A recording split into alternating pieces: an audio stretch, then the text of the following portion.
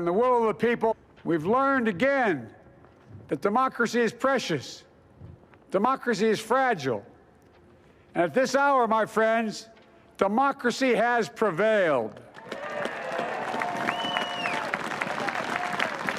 So now, on this hallowed ground where just a few days ago, violence sought to shake the Capitol's very foundation, we come together as one nation, under God, indivisible, to carry out the peaceful transfer of power as we have for more than 2 centuries. As we look ahead in our uniquely American way, restless, bold, optimistic, and set our sights on the nation we know we can be and we must be. I thank my predecessors of both parties for their presence here today. I thank them from the bottom of my heart. And I know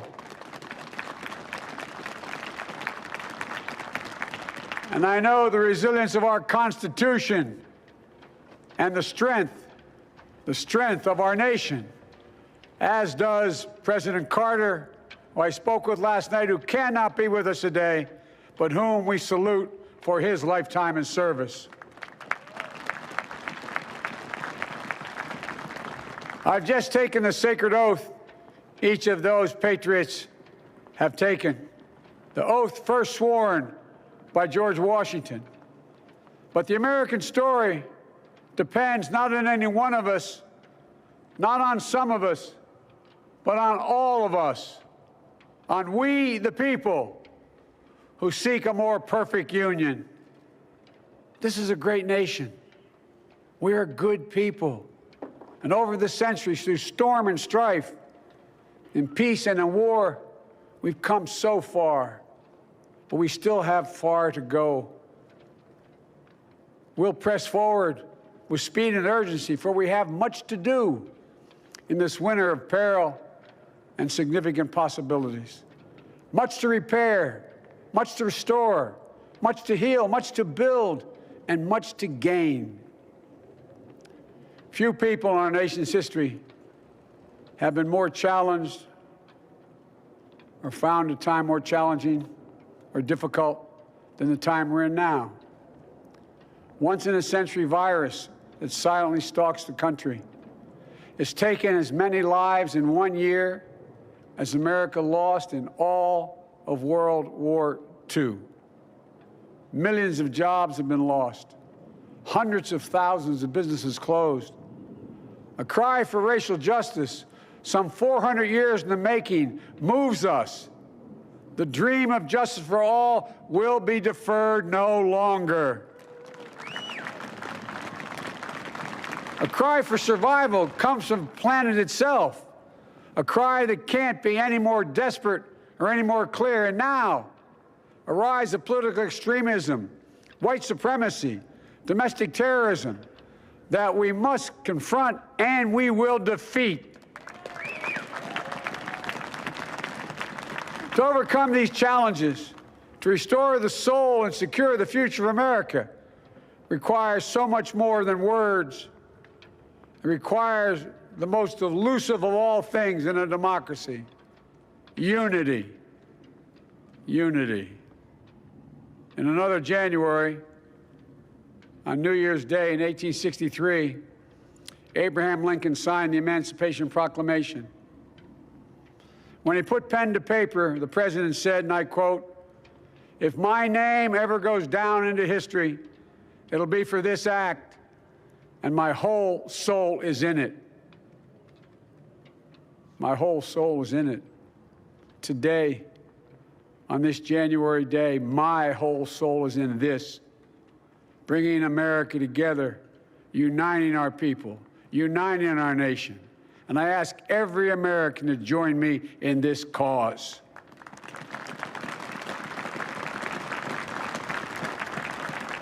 Uniting to fight the foes we face: anger, resentment and hatred, extremism, lawlessness, violence, disease, joblessness, and hopelessness.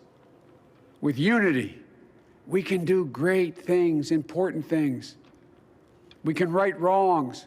We can put people to work in good jobs. We can teach our children in safe schools. We can overcome the deadly virus. We can reward work and rebuild the middle class and make health care secure for all. We can deliver racial justice, and we can make America once again the leading force for good in the world.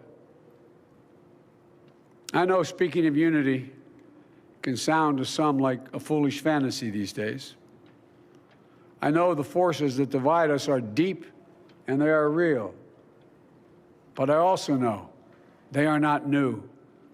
Our history has been a constant struggle between the American ideal that we're all are created equal and the harsh, ugly reality that racism, nativism, fear, demonization have long torn us apart. The battle is perennial, and victory is never assured. Through Civil War, the Great Depression, World War, 9/11, through struggle, sacrifice, and setbacks, our better angels have always prevailed. In each of these moments, enough of us have come together to carry all of us forward. And we can do that now. History, faith, and reason show the way of unity. We can see each other not as adversaries, but as neighbors. We can treat each other with dignity and respect. We can join forces, stop the shouting, and lower the temperature. For without unity, there is no peace, only bitterness and fury. No progress, only exhausting outrage. No nation, only a state of chaos. This is our historic moment of crisis and challenge, and unity is the path forward. And we must meet this moment as the United States of America. If we do that, I guarantee you we will not fail. We have never, ever, ever, ever failed in America when we've acted together. And so today, at this time, in this place, let's start afresh, all of us. Let's begin to listen to one another again, hear one another, see one another, show respect to one another. Politics doesn't have to be a raging fire, destroying everything in its path. Every disagreement doesn't have to be a cause for total war. And we must reject the culture in which facts themselves are manipulated and even manufactured.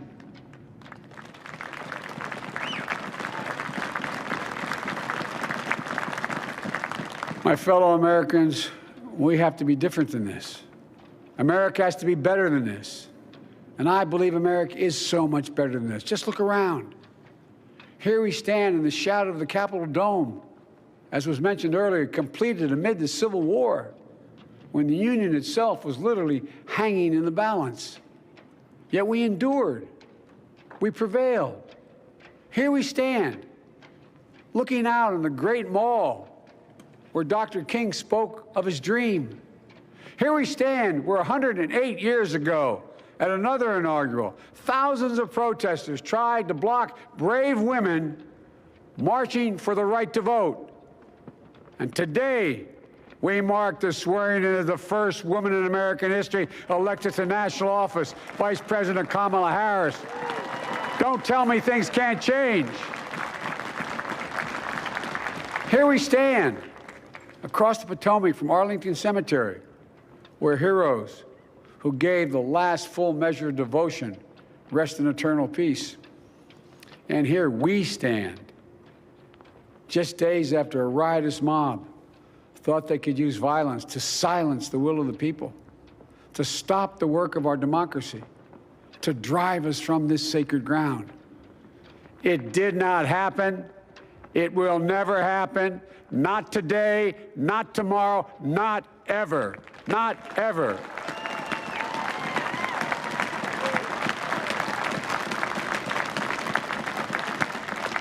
To all those who supported our campaign, I'm humbled by the faith you've placed in us To all those who did not support us, let me say this.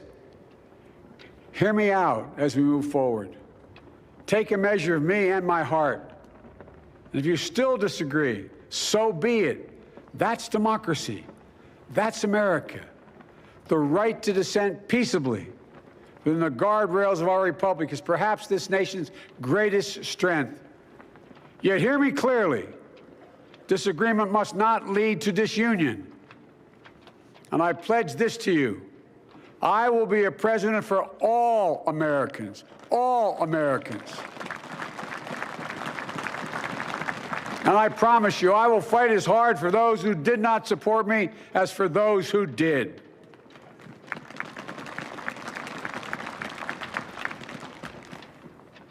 Many centuries ago, St. Augustine, a saint of my church, wrote that a people was a multitude defined by the common objects of their love. Defined by the common objects of their love.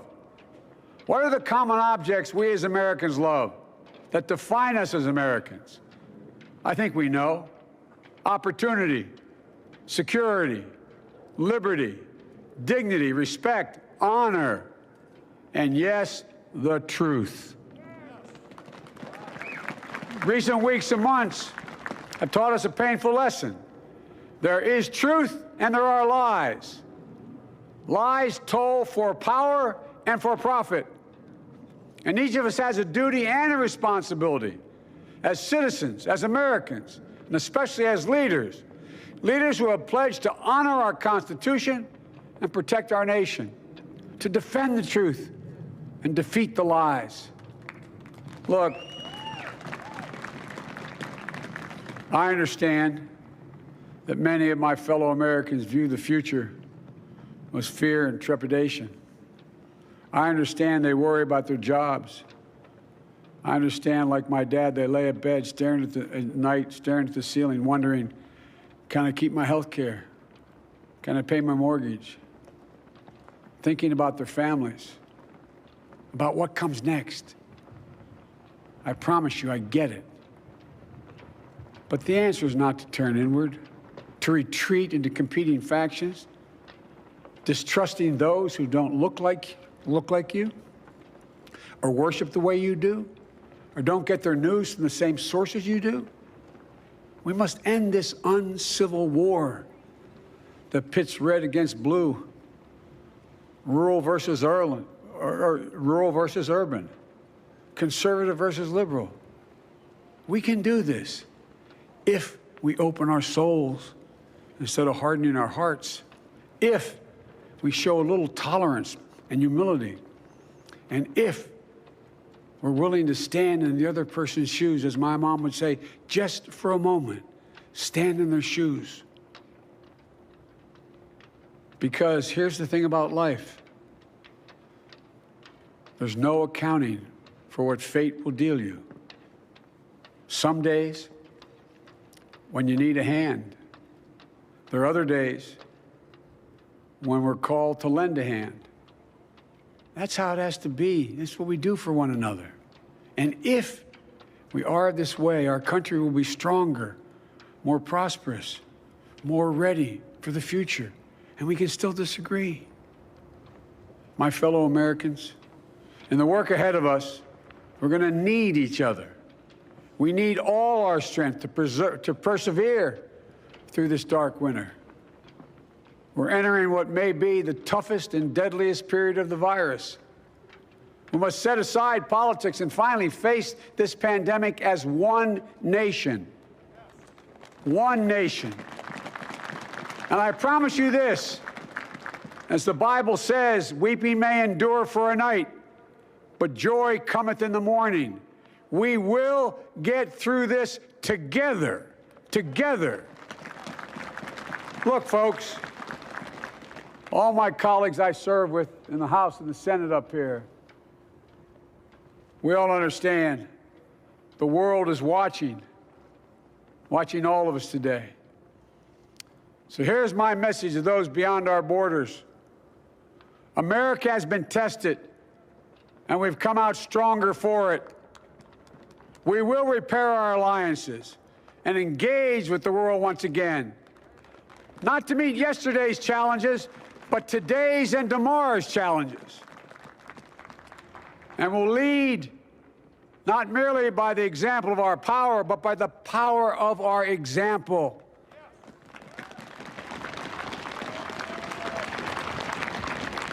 We'll be a strong and trusted partner for peace, progress, and security.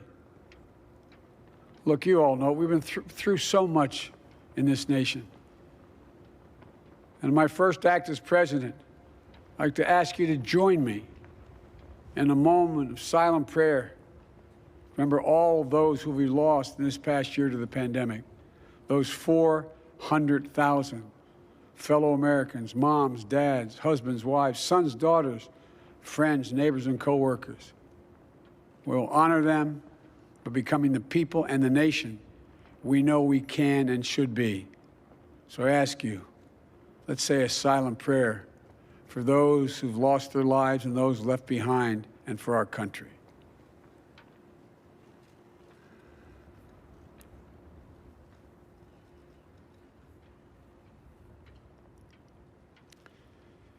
Amen.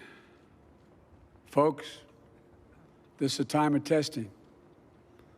We face an attack on our democracy and on truth, a raging virus, growing inequity, the sting of systemic racism, a climate in crisis, America's role in the world. Any one of these would be enough to challenge us in profound ways. But the fact is, we face them all at once, presenting this nation with one of the gravest responsibilities we've had. Now we're going to be tested. Are we going to step up, all of us? It's time for boldness, for there's so much to do. And this is certain. I promise you, we will be judged, you and I, by how we resolve these cascading crises of our era. We will rise to the occasion is the question. Will we master this rare and difficult hour? Will we meet our obligations and pass along a new and better world to our children? I believe we must. I'm sure you do as well. I believe we will. And when we do, we'll write the next great chapter in the history of the United States of America, the American story. A story that might sound something like a song that means a lot to me. It's called American Anthem. There's one verse that stands out, at least for me, and it goes like this. The work and prayers of century have brought us to this day. What shall be our legacy? What will our children say? Let me know in my heart when my days are through. America, America, I gave my best to you. Let's us add our own work and prayers to the unfolding story of our great nation. If we do this, then when our days are through, our children and our children's children will say of us, they gave their best, they did their duty, they healed a broken land. My fellow Americans, I close the day where I began, with the sacred oath. Before God and all of you, I give you my word. I will always level with you. I will defend the Constitution. I'll defend our democracy. I'll defend America. And I'll give all of you, keep everything I do in your service, thinking not of power, but of possibilities, not of personal interest, but the public good. And together, we shall write an American story of hope, not fear, of unity, not division, of light, not darkness, a story of decency and dignity, love and healing, greatness and goodness. May this be the story that guides us, the story that inspires us, and the story that tells ages yet to come that we answered the call of history. We met the moment. Democracy and hope, truth and justice did not die on our watch, but thrived. That America secured liberty at home and stood once again as a beacon to the world. That is what we owe our forebears, one another, and generation to follow.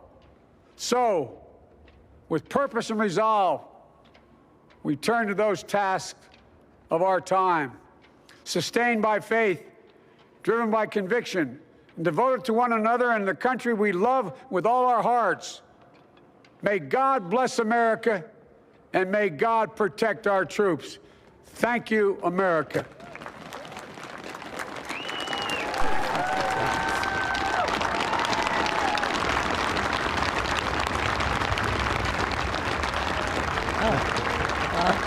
You guys know how I feel? Fuck the flags. I'm sorry. This is just disgusting right now. Well, you know, even if those flags weren't there, people wouldn't fill those slots. They're just using this whole thing as an excuse because they know nobody was going to this shit anyway. Yeah, it's all a giant, one freaking giant excuse. Giant platitude salad for a speech. There's nothing to be proud of right now. Absolutely nothing. Ladies and gentlemen, please be seated. He's tired. They took the guy from 5th place and crowned him. Yep. And they took the woman who couldn't win her own state and made her VP. Ladies and gentlemen, please welcome one Garth delegate Brooks to Yeah, she perform can get a single Amazing fucking Grace. delegate. Guys, thank you so much for watching. We have 200 on the YouTube. We have over 20 on the Rokfin. R-O-K. Nobody gives a damn. Wait, we got somebody special coming in. Who's this, Johnny? Nobody gives a about Joe Biden. Who is this?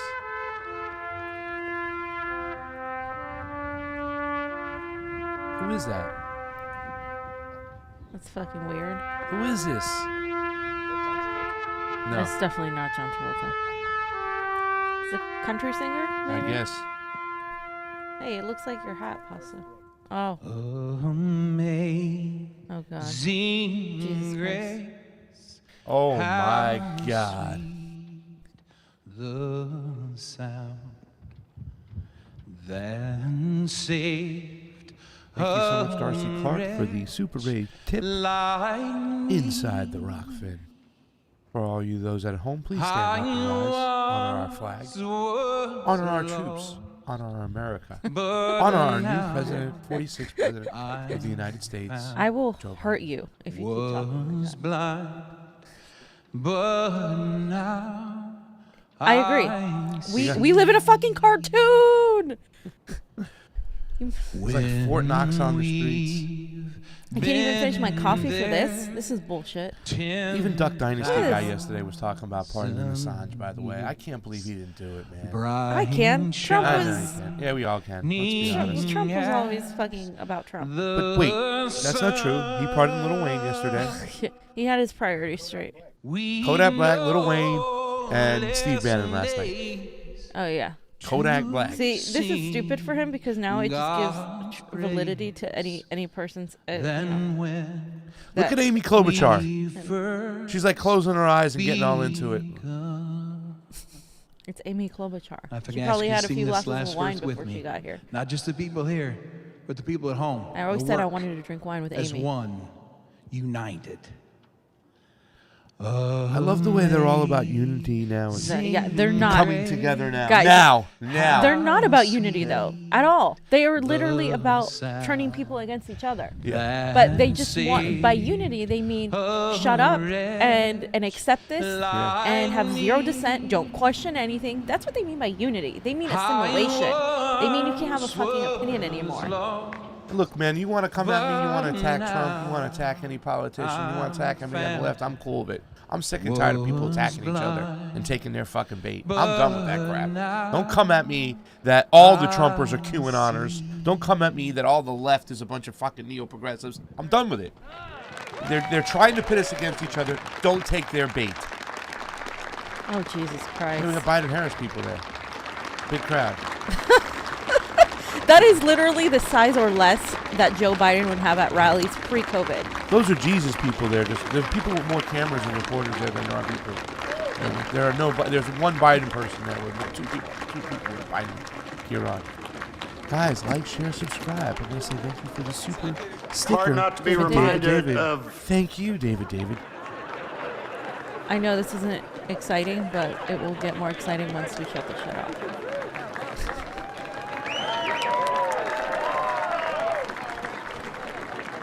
18 people watching on the Rokfin. Hard not to be reminded of President Obama's singing that same song at the Mother Emanuel Church. How do we have these same people running our country?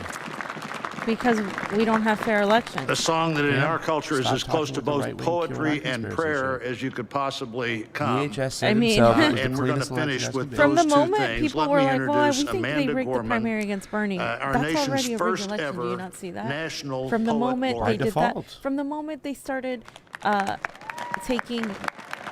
stopping like the New York Post from being like shared on Twitter, you're already influencing an election.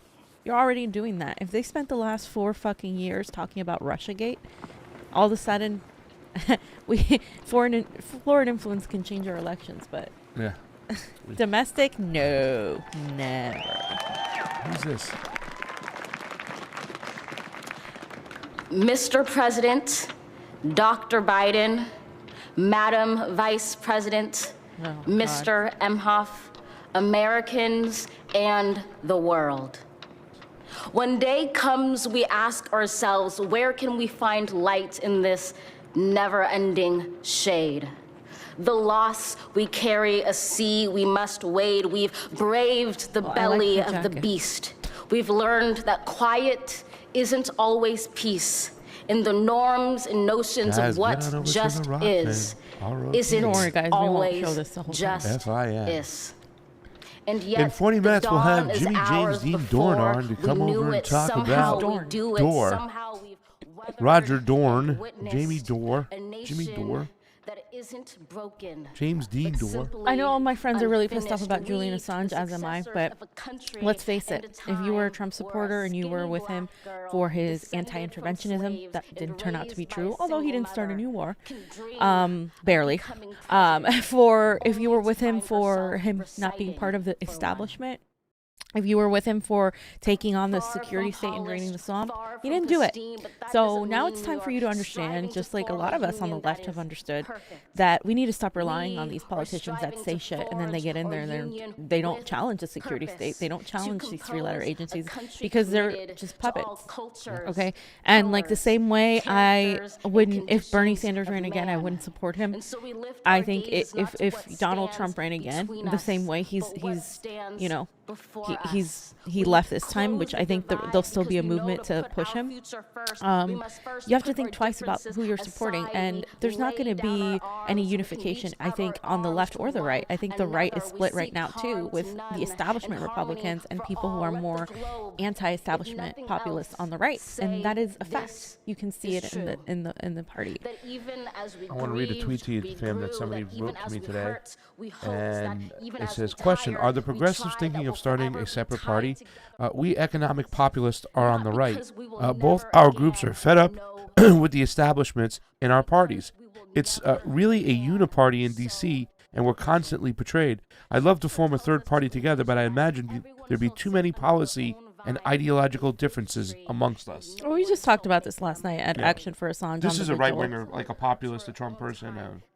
I think before you do a party, I think there has to be a sort of like coming together and acknowledging like, because I agree. Like for instance, you know, the left is going to want like healthcare for all. If you can agree on like healthcare for all, you'll win the vast majority of the. And it's interesting because I think a lot of the Republicans, like 60% of Republicans, actually want healthcare as well. So I don't think it's a breaker. I think that issue could be something that, you know, some of the right could come to terms with if we do like a civil liberties, if we really focus on civil liberties and free speech, if we really focus on anti-interventionism, which both of us are for.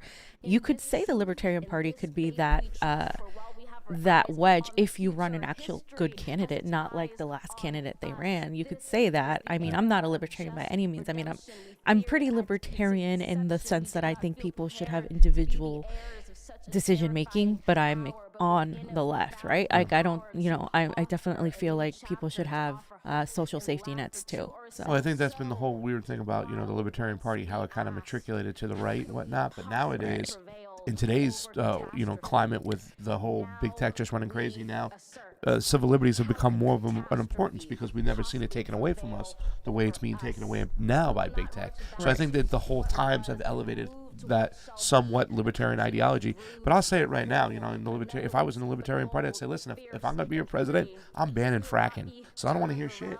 So if your economic beliefs that it's okay to frack, I'm sorry. And then I'm going to ban it right away. And offer like another, like, because the fear is like, well, the jobs.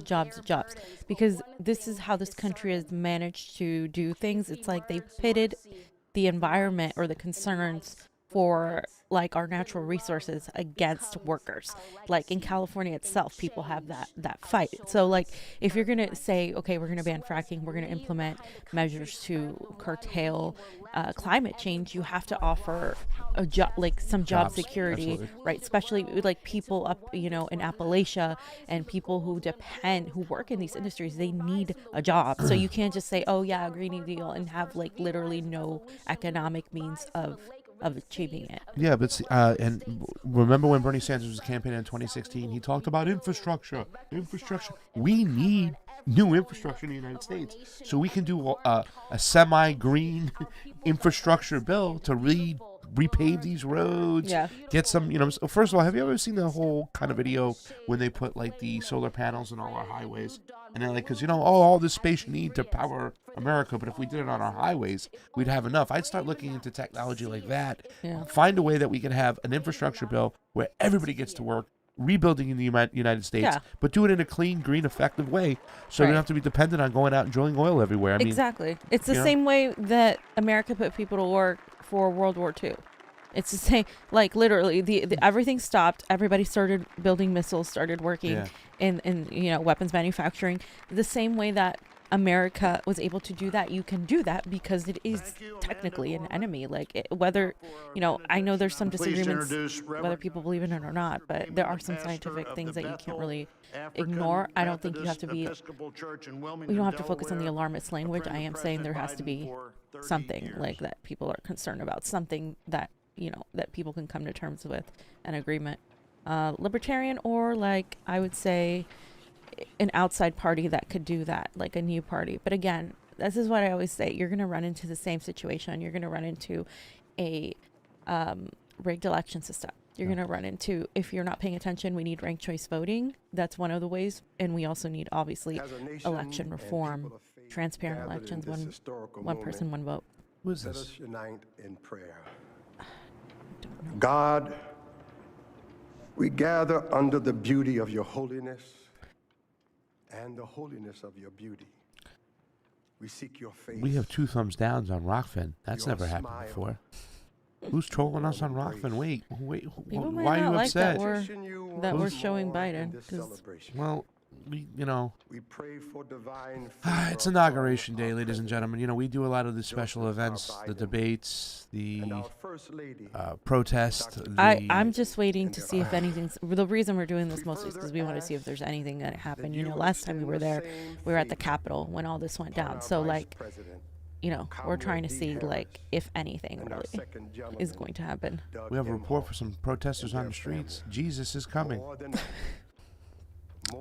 I really think it is like the end of a lot of things. I don't necessarily, you know, I'm not like saying it's, oh my God, revelations, but I think a lot of people, even some progressives saying, well, I can be happy that, you know, Trump's left office. It's like, okay, you can, but what are you getting? Well, you can, like, I understand why they say that. I hate that. But you're getting, no, but you can't control people's emotions. Like, I understand, like, they thought Trump was bad, but to be happy or that Joe Biden is coming in, you obviously don't understand anything. Joe Biden is going to be the big tech surveillance state president. And seek forgiveness. It's going to get really bad. It's going to get really, really, really, really, really bad. We are fucked. And, like, people don't realize it yet. Like, a few of us do, and that's why we're screaming to the wind. But, like, most people are like, well, you know, even the Humanist Report, and we're going to talk about this because I put a couple things in the folder, if you saw. Nice. Are saying things like, oh, it's okay. Like, it's, you know, Biden's plan sounds great. You really expect us to believe that the guy who spent the last 48 years creating these problems is going to solve them? What is wrong with you? Like, what kind of mentality? I think that there's a point where these people actually want to, like, pretend that there's something better. Like they have to latch onto some sort of like stupid optimism, because there's good optimism, like, and there's like stupid optimism, like just fantasy. I'd like for somebody to tell me what the hell they really have to be optimistic about. I don't get it. But I do want to point out that Gene Butternut, who's in our chat, in Rokfin, what a great name, Gene Butternut. And he's got the Mr. Bean face, that guy, that hysterical dude. LP is not a libertarian. They hijacked the word. True libertarianism rejects government. LP is not libertarian. So he means like the party. Yeah, I mean, like true libertarianism, well, I don't know about true, but it exists both on the left and the right, right? If you that chart is pretty helpful if you've ever looked at that chart. We're both it's not leftist libertarians. It's not, no, I'm like, yeah, but I'm more to the left. Yeah. I'm but more we're to both the left. leftist libertarians. I mean, on the if you want to describe it like that, I mean specifically my politics are a little bit more it's in that left anarcho-commie, but though. A real one, like a real. The reason the anarcho comes in is because eventually I feel like Cubans don't need government. I think right now though you do, because people like this country especially isn't ready for that. Who's speaking? Oh, sorry. Me or Fee? No, me, not you. You never have to speak up. All right. What are you talking about? So speak up. Anyway, so yeah, maybe we should have a show where we say like, oh yeah, this is like my ideal of what I would see the world like. You do that and I do that too. I don't know. I think it's too early. I think that's why I don't. Cody Dugan on the Rokfin chat says, I can taste the censorship, lockdowns, and an expansion of wars in the air. Exactly. I can taste the end of the U.S. I don't know about that, but well, I mean, I don't know if it'll be the end of the U.S. But I think it's going to get really pretty darn close, Pasta. I mean, he's right. And I think the thing is that the worst part is you're not, like, the vast majority of Americans are not going to see it. Because the mainstream media isn't going to go there and talk about how awful Biden is doing the whole time. They're actually going to ignore it. That's why it's dangerous. Because they're going to pretend that everything's much better. And it's not. And that's why, that's what we got with Obama. And I think this time it's going to be worse, because they know that if they don't watch themselves, people are already like at a really, like, at a level that's really bad. Like it's not just the economic depression that we're going to be hitting even more. It's the fact that there was a pandemic. It's the fact that it's like what, 12 years, 13 years since 2008, right? And we are in a worse state than we were before. So well, they got all the freaking domestic terrorism plans in place. And on top of that, they talked about it in a speech. Donald Trump, Biden talked about it in a speech. So, and don't get me wrong. So, any accident it has, anybody gets pissed off, they're gonna blame it on domestic terrorism. They're gonna start pulling people out of their houses, pre-crime, like they said, like they're freaking. Yeah. You know what I'm saying? It's Minority bad. Report. Robert L. Aran said in the Rokfin chat, hopeful that Trump saved an Assange and Snowden pardon as his last-minute fuck you. Did not happen. Shame on Trump for not giving Snowden and Assange that pardon. This is Trump's legacy, says Sarah Wagner. You know what? I believe it's done him in. For safety reasons, your Flint still has toxic water, says Devo. Following the playing of our national march, the stars Look at this guy. forever. 22 watching on the Rokfin. Thank you so much. Now, let's go over to our super chats over on our YouTubes, where we have 257 watching for this glorious moment, this moment in history, where the 46th president, Joe Biden, Pasta, I'm gonna kill has you. been sworn on in. We love him. We salute you. Oh, God. America is back. America is a These calls for unity without any accountability United is what States make of me corporate. laugh. It just makes me laugh. There's zero accountability. Kristen Nye over on the YouTube says anarchy is the only way, not anarchy. I think people are getting to that point. I believe in an organized type of it, but there's going to be a shit line, and I think we're hitting it. What's that? He's right I'm going to read right now. Good evening, all. Seems Dems have gotten away with rigging 2 primaries and now a general. I wonder if people will wake up to the fact that Dems are not going to make their lives better. No, they've just hoodwinked the next generation of dumbass neo-progressives to be cheering for this. They literally have. I mean, they're so dumb. They're the next generation of liberals. They're the next. They're like they're like, yay, Trump's gone. Hey, I can celebrate, have a mimosa, and I started fighting with people who I thought were like on our side, like people that I have been working for the last 5 years and organizing with, and they all turned, like, except one, literally all of them except like one or two. Who's the one? Let's point out the one that stayed good. Ashley. Yeah, we love you, Ashley. We like salute everybody you. else is a freaking dumbass, and that just goes to show you, though, like. That just goes to show you how powerful the propaganda machine is. Yeah. That's why we do what we do, because we're trying to combat it. And even though we're not like a giant channel, it's doing something, I think, and all of us together are doing something. Oh, there's Kamala and our nice husband. Matt, well, there was a picture surfaced the other day with Kamala hanging at a party with Ghislaine. Hell, where the 14-year-old girls at? Sorry. All these fucking people should be in prison. All of them. Like, literally. You want to impeach Trump? Impeach all of them. Every single fucking one. They're all warmongers. That word is regent. Regent, right? Yeah. So ends the reign of one regent, and we bring in another regent, too demented to remember being one. Love that. Seriously. Oz LaFave. And that, by the way, I'm so sorry. That was from Mad Wolf. Thank you, Mad Wolf. And Oz LaFave. Roar Media is in the house. In view of today, prove to us Bernie Sanders hasn't been controlled opposition all along. Please and thank you. You know, I don't think he was. Wow, look at Oz. Oz. I don't think he was all along, but I think for a while he has been. So, when he was younger, I think he actually was. And then somebody had a talking to him or something happened, because literally as soon as he got to Congress is when he began changing. When he was a mayor, he was talking about Russia and Cuba and, like, and the Sandinistas. I mean, he was actually, like, talking about the imperialism and the security state.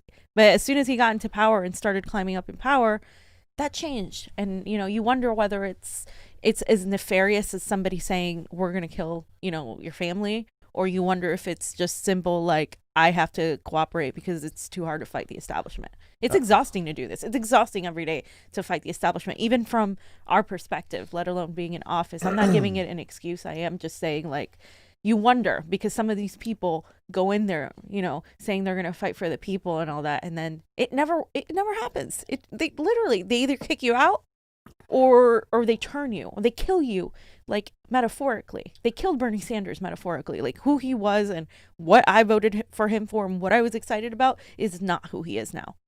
Not even close. And all these people have their power back. All the Anthony Blinken, Samantha Powers, they're all back in business. Big Tech spent $16 million to control the White House. It's the third Obama administration. Yeah, they are. Darren Levy says, how long do you give till they install Harris? I don't know. Let me look at my watch. I honestly don't think it's going to be very long. Maybe like a couple of years. I don't know. Unless you think he's going to make it through his first term? I don't know. I don't think so. Ladies and gentlemen, let's ask let's you have out a there. poll. Do you think that Biden will make it through his first term? That is the question. Redneckonomics. How you doing, Redneckonomics? Good to see you today.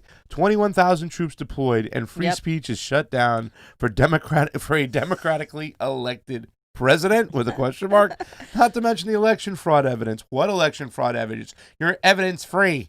You haven't shown any evidence yet. Whatsoever. This is what a coup looks like. Thanks for all the work you guys do. I still like the answer. It's like, well, it's possible that could happen, that 138,000.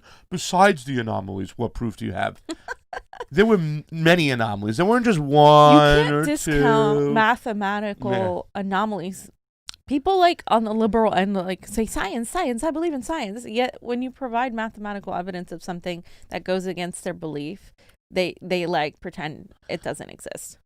Seth Peterson, thanks Convo Couch for all you do. I can't stand this BS. These people are awful. You have the foresight to see accurately the insanity coming our way. I wish people could come together from all sides. Not happening, of course. I don't know. Joe Biden called for unity, fam. Joe Biden said, we need unity. And what's, honey, is it cookie time? And we need unity. Something like that, he said. Guys, we have almost 300 people watching over there. Biden should be playing bingo right now, and that game with the stick, what's it called? Shuffleboard? Shuffleboard. That's what he should be doing. Bocce ball and shuffleboard with socks up to his knees while he's wearing shorts. Talking about the days when he had hairy legs that turned blonde in the summer. Yeah. That's what he should be doing. Sarah Wagner on the Rokfin says, looks like Epstein's passengers list. You guys are the best. I thought God, about Sarah. that. I was like, holy shit, this There's is all Ghislaine like- just hanging out in the crowd over there. Devo says, Kamala, I want freedom. yeah, Sex right? devils and war criminals all. This footage looks like an insurrection with suits. Oh, that's great. Guys, get on over to the Rokfin. If you haven't gone over, ROKFIN. Darcy Clark left us a Super Ray. That's the equivalent of a super chat over on YouTube. They have the same feature now on Rokfin, and Rokfin doesn't suppress our speech. So it's really helpful and stuff, you know. Fam, let me pull up the folder. Let's talk a little bit of stuff. We're going to have Jimmy Dore coming on in about 20 minutes. He's already going to confirmed, and he's going to talk about the beauty of Biden's speech, the beauty of our weapons. Yeah, the fact let's talk about the fact that, you know, we're now comparing American civilians to ISIS.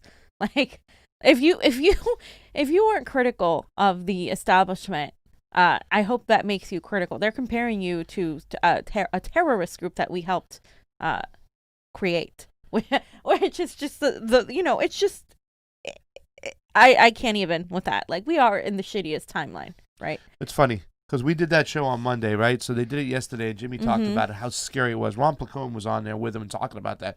Ladies and gentlemen, that was some scary stuff they were saying on that CNN. Wow, I never looked so beautiful and big. It was some scary stuff, though. They're talking about hoarding people back into the mainstream.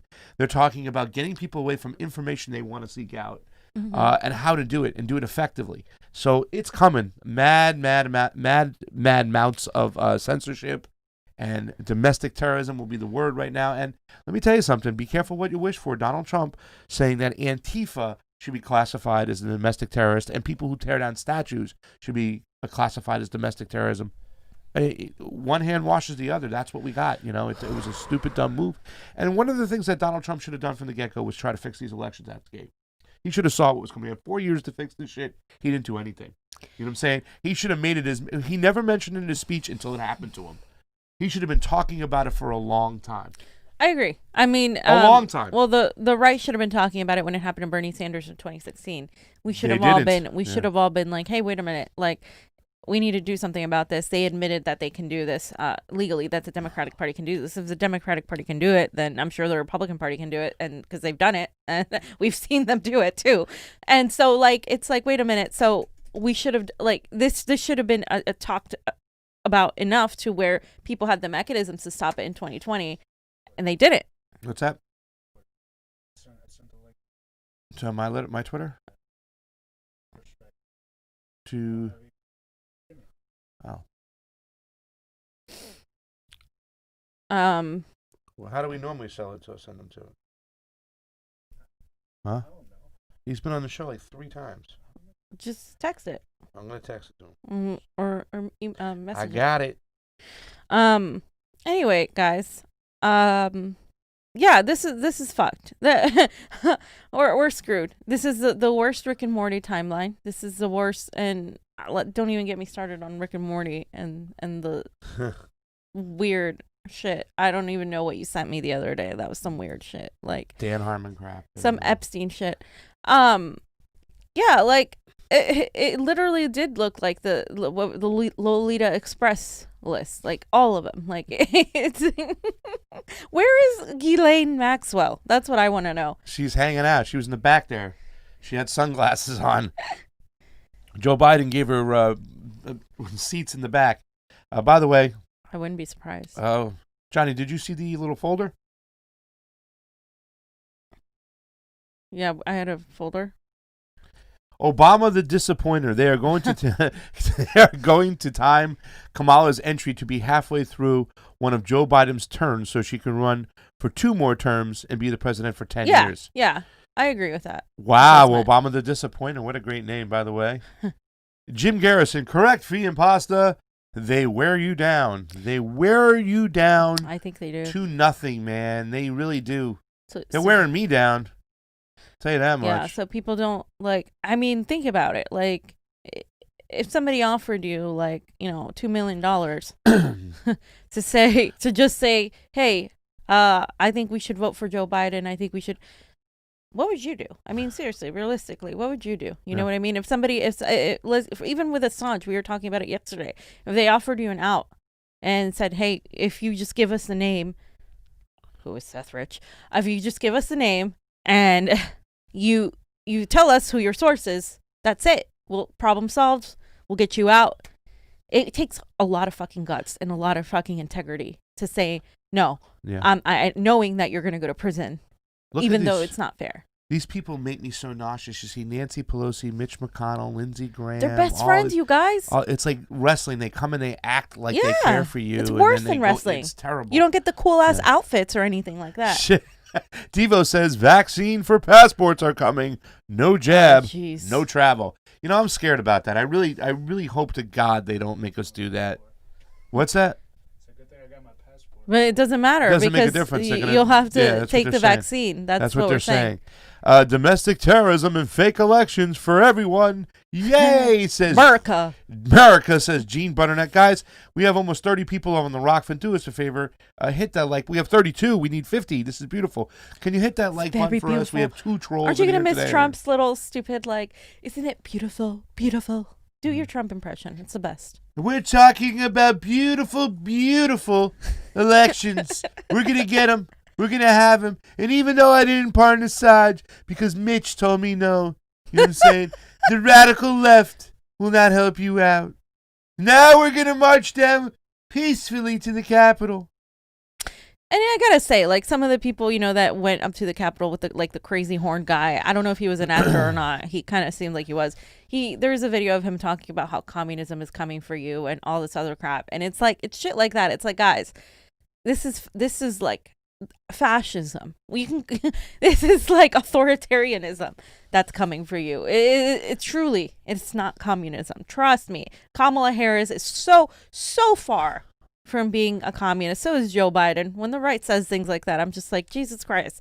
They're like, you know, you're right. They're global capitalists, but they're also extremely conservative when it comes to economics too of the people. They don't want to help people either. So it's just they and on top of that, they want imperialism and they're warmongers. So on top of not helping you, they're wasting all this money on war and they're killing more people with the money that they're not giving to you. So yeah.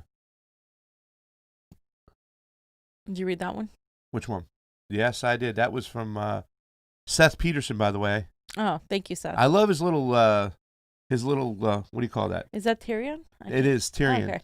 Tyrion should have been the king, I think. Somebody had something up that was like, you know, they had Tyrion with his face like, I'm casting Jack Dorsey for his next movie, and that picture of Tyrion with the beard. It looks like just like actually, Jack, yeah. It does, dude. I was like, that's hysterical. You know what I'm saying?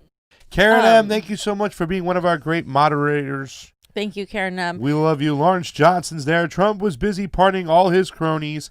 No time for anyone that actually deserved a pardon, and that is so true. I agree. Even the Israeli dude that was an actual spy that he pardoned for Bibi Netanyahu, and you know he didn't give us anything. That's just terrible that he did not pardon Assange. It really, I think it ruined his chance to run again the next time. It ruined his chance. I'll be like, nope.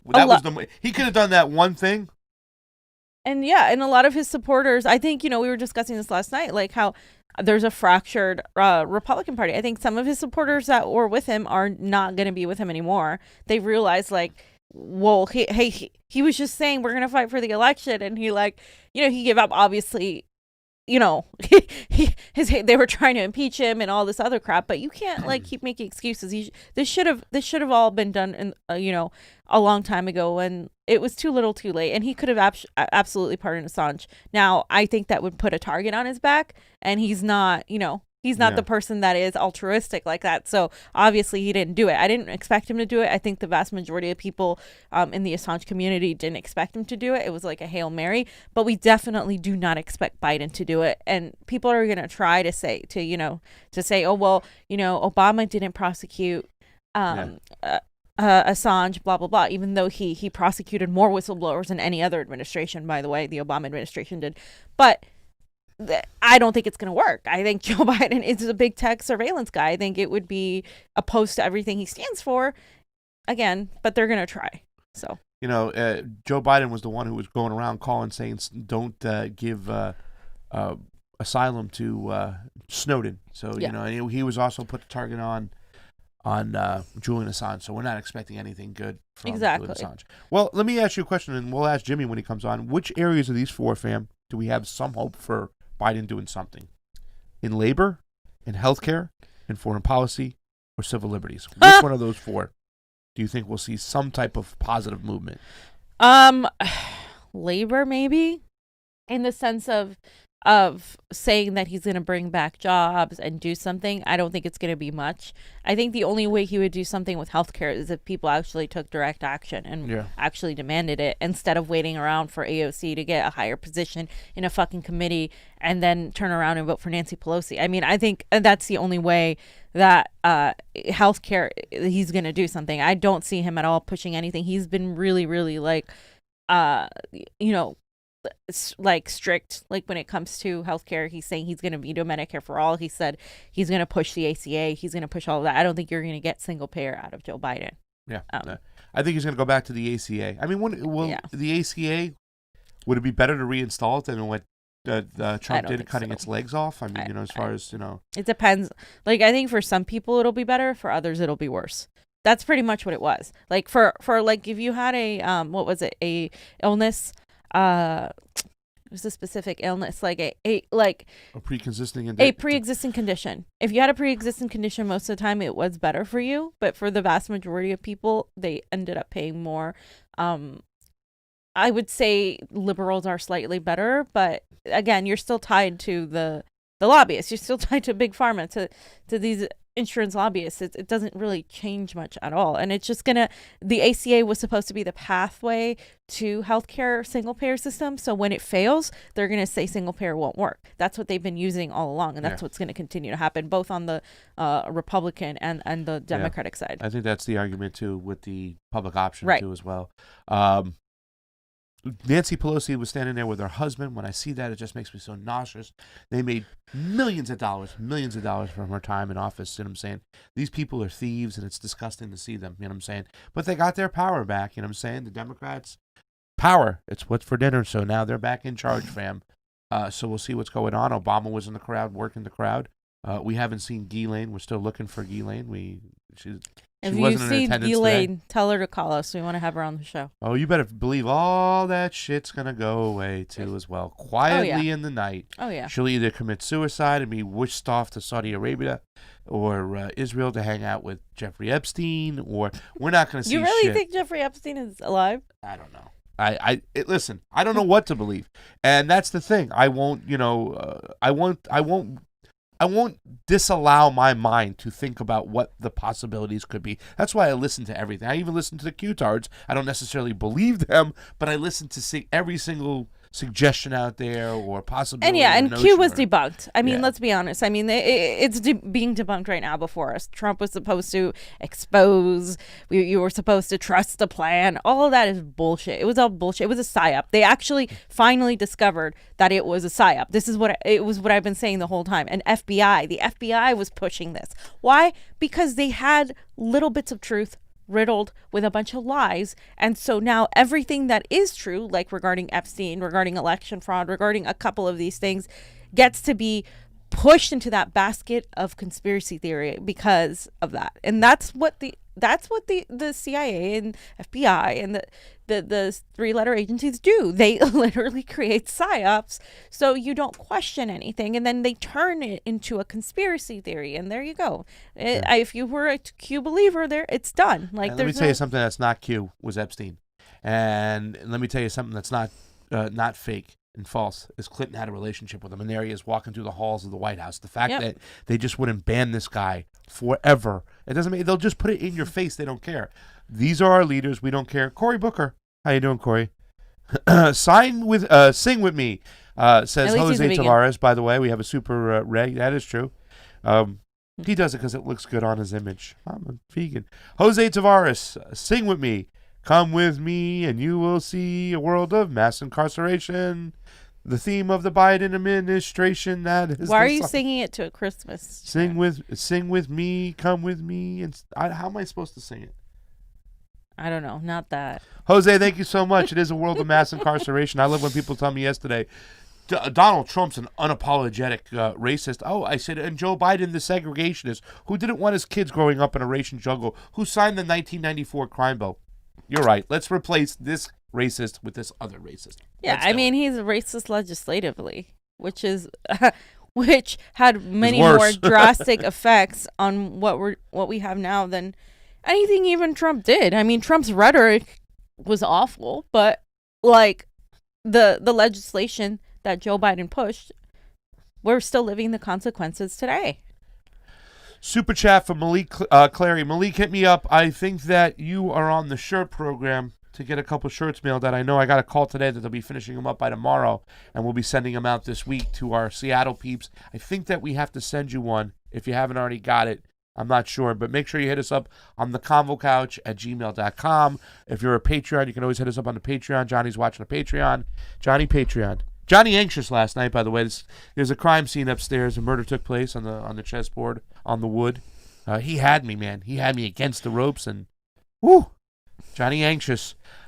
Malik Clary, does anyone else hate the word unity right now? Listen, I've hated this word for a long time, and I've always I heard Kamala Harris saying this when we went into the 2018, I think it was the Democratic Convention. We need to come together. We need unity, guys. We need to come together. We need unity. Wasn't it 2020? It was 2018 when we did the first one, I think. Oh, but the second one. The second one was 2020, but we saw her in 2018 was the first time. Yeah. And that's when Stephen Jaffe, David Hildebrand, Pat Harris got to speak that time. He fought and won. He got to speak. The other two guys got shut out. And that's when we also interviewed the, what do you call not the governor, but the lieutenant governor. Eleni Kounalakis. Kounalakis. Her daddy bought her not a pony, but a seat.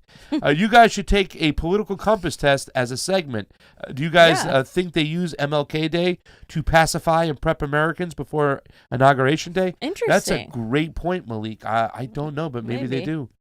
Trey Wright, they give it a super chat contribution. Is always appreciated. Trey Wright is right. We are screwed because those are period. The next 4 years will be hell. Agreed. The last 4 years were hell. The last 8 years before that. Is it better that you know it's going to be hell, or is it better that you don't know it's going to be hell? Right? I know, right? Darren Levy, this is a message for the Dems.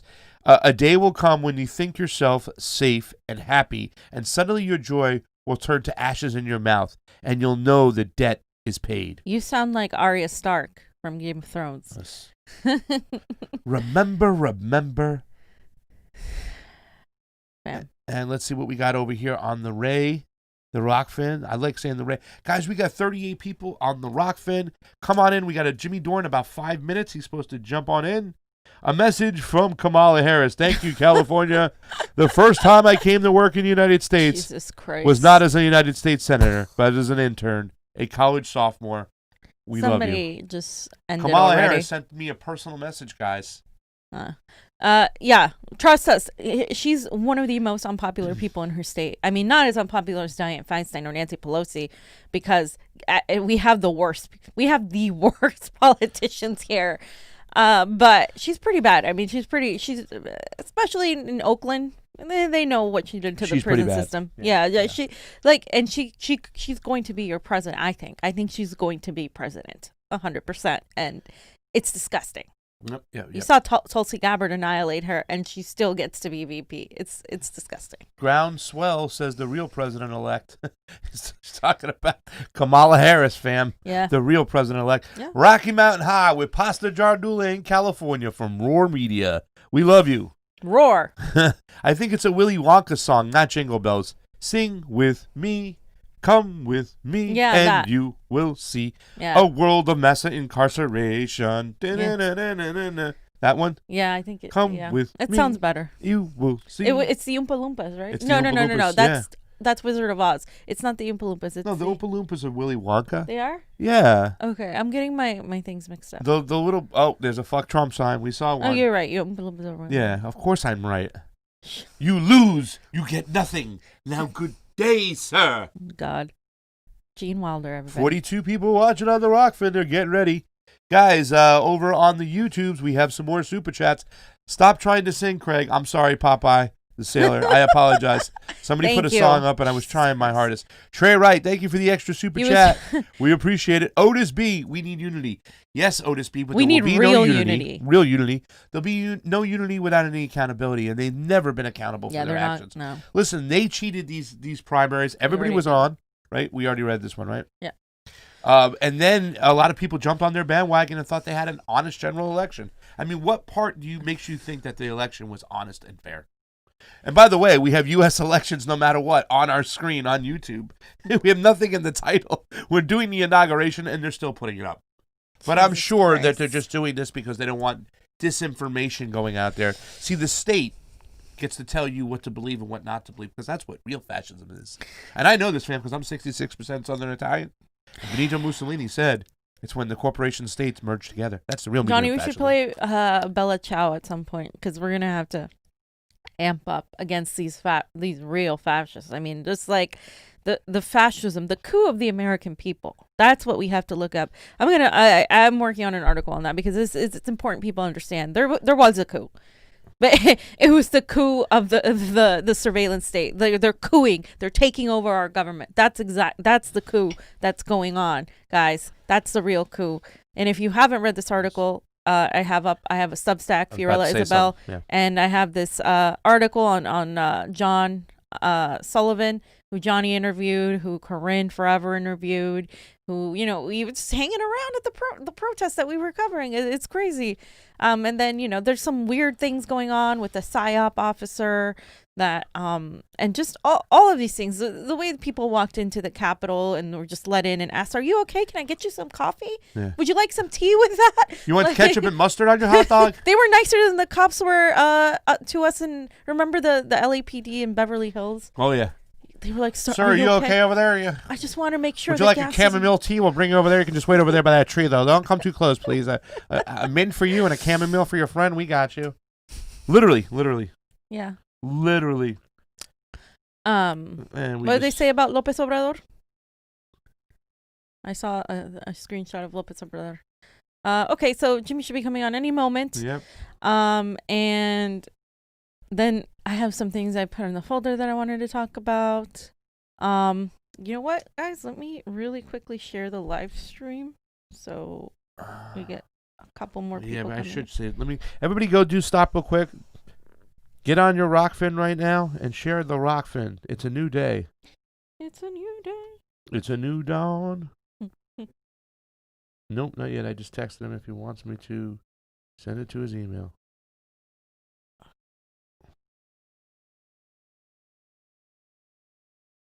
Graham was on the new crosstalk. Oh, really? Yeah, he was. What was it on? It says something about tyranny. I don't know. Now, the second piece you're talking about, which is what people usually mean by election reform, how are you going to keep it from us being able to be in a position where you can manipulate the machines, manipulate the records? The one way to do that is, I think we should pass a federal law mandating that the same machines with paper trails be mandatory for every federal election. That will be a multi-billion-dollar bill for the states, because the states will have to make a choice then. They will have to make a choice whether or not they have two machines. We can't mandate, as you know, state elections. We can't tell the state of Delaware or Ohio or Texas what machines and what method they use to vote in their state elections, but we can do it federally. So in a nutshell, I think we should be mandating that we have a paper ballot with a standardized machine, standardized requirements. Now, the second... This is Joe Biden talking about election integrity or reform and looking into the machines. Yeah. 14 years ago in 2007, the same year he was talking about building a big fence that was like 7+ miles long, and he was very much not for the same kind of immigration plan he's painting himself to be now. So there you go, guys. That's Joe Biden himself agreeing with the Convo Couch. Yeah. Like, it's obviously not a conspiracy theory if Joe Biden says it. I mean, it's just so stupid because, we have Democrats who are, who went to the Senate floor and to the Congress and saying, and that was Klobuchar and Elizabeth Warren saying, we have a problem with these machines. There's a serious issue. And, Joe Biden has said it before. Everybody said it before. But when they get the results they want, there's nothing wrong with these machines, and they don't mention it one time. During that protest, or the people objecting during the delegates in the House in the joint session, both parties separated after they had their votes, and they went into a discussion about these elections and the problems with elections. Not one Democrat mentioned that these machines have proprietary software and they with public funding, and that is a big issue. Not one, not a single person. And it's disgusting to do that, because the Democrats are not there anymore in this, and they'll let it go away because now they can know how to use it to their advantage. The ends will justify the means, and they'll do whatever they want in these elections. So, 100%. All right. While we wait for that, can we just go to the folder? All right, I'll go to the folder real quick. What's on the agenda legislatively? Okay, so this 1 minute, he'll be right there. Okay, so just real quick while we wait for that. Yes, Sahil Kapoor said, news, Senate Democrats just unveiled their first bill of the new Congress for the quote, For the People Act, to restore voting rights, bolster voter protections, and election infrastructure, tough campaign finance rules and disclosures, and impose new executive branch ethics rules. So I really want to look into it. I want to see the actual piece of legislation. We're going to go back to that, because obviously when you look at it, oh yeah, that sounds great, right? But I'm thinking this is actually bad. A lot of neo-progressives were happy about this, but the Voting Rights Act, sure, that's good. But what do you mean by that? What do you mean by protections and election infrastructure? Does that mean that you're going to push more ballot harvesting? Does that mean you're going to push like more vote by mail and like extension, but put no security in the process and basically make it so it's easy to manipulate elections? Actually, yesterday, somebody posted that the Democrats were already bringing the assembly district elections in California. And you have the same people saying, no, the process works this way. And then you have other people saying, no, like they literally, they rigged this. And this is what they do. The reason we know level, is because they do it from the bottom down. Every single level they do this, and it's a shame. So. Okay, we'll be right back. We're going to go on a quick... You sure? You guys want to do a 1 minute...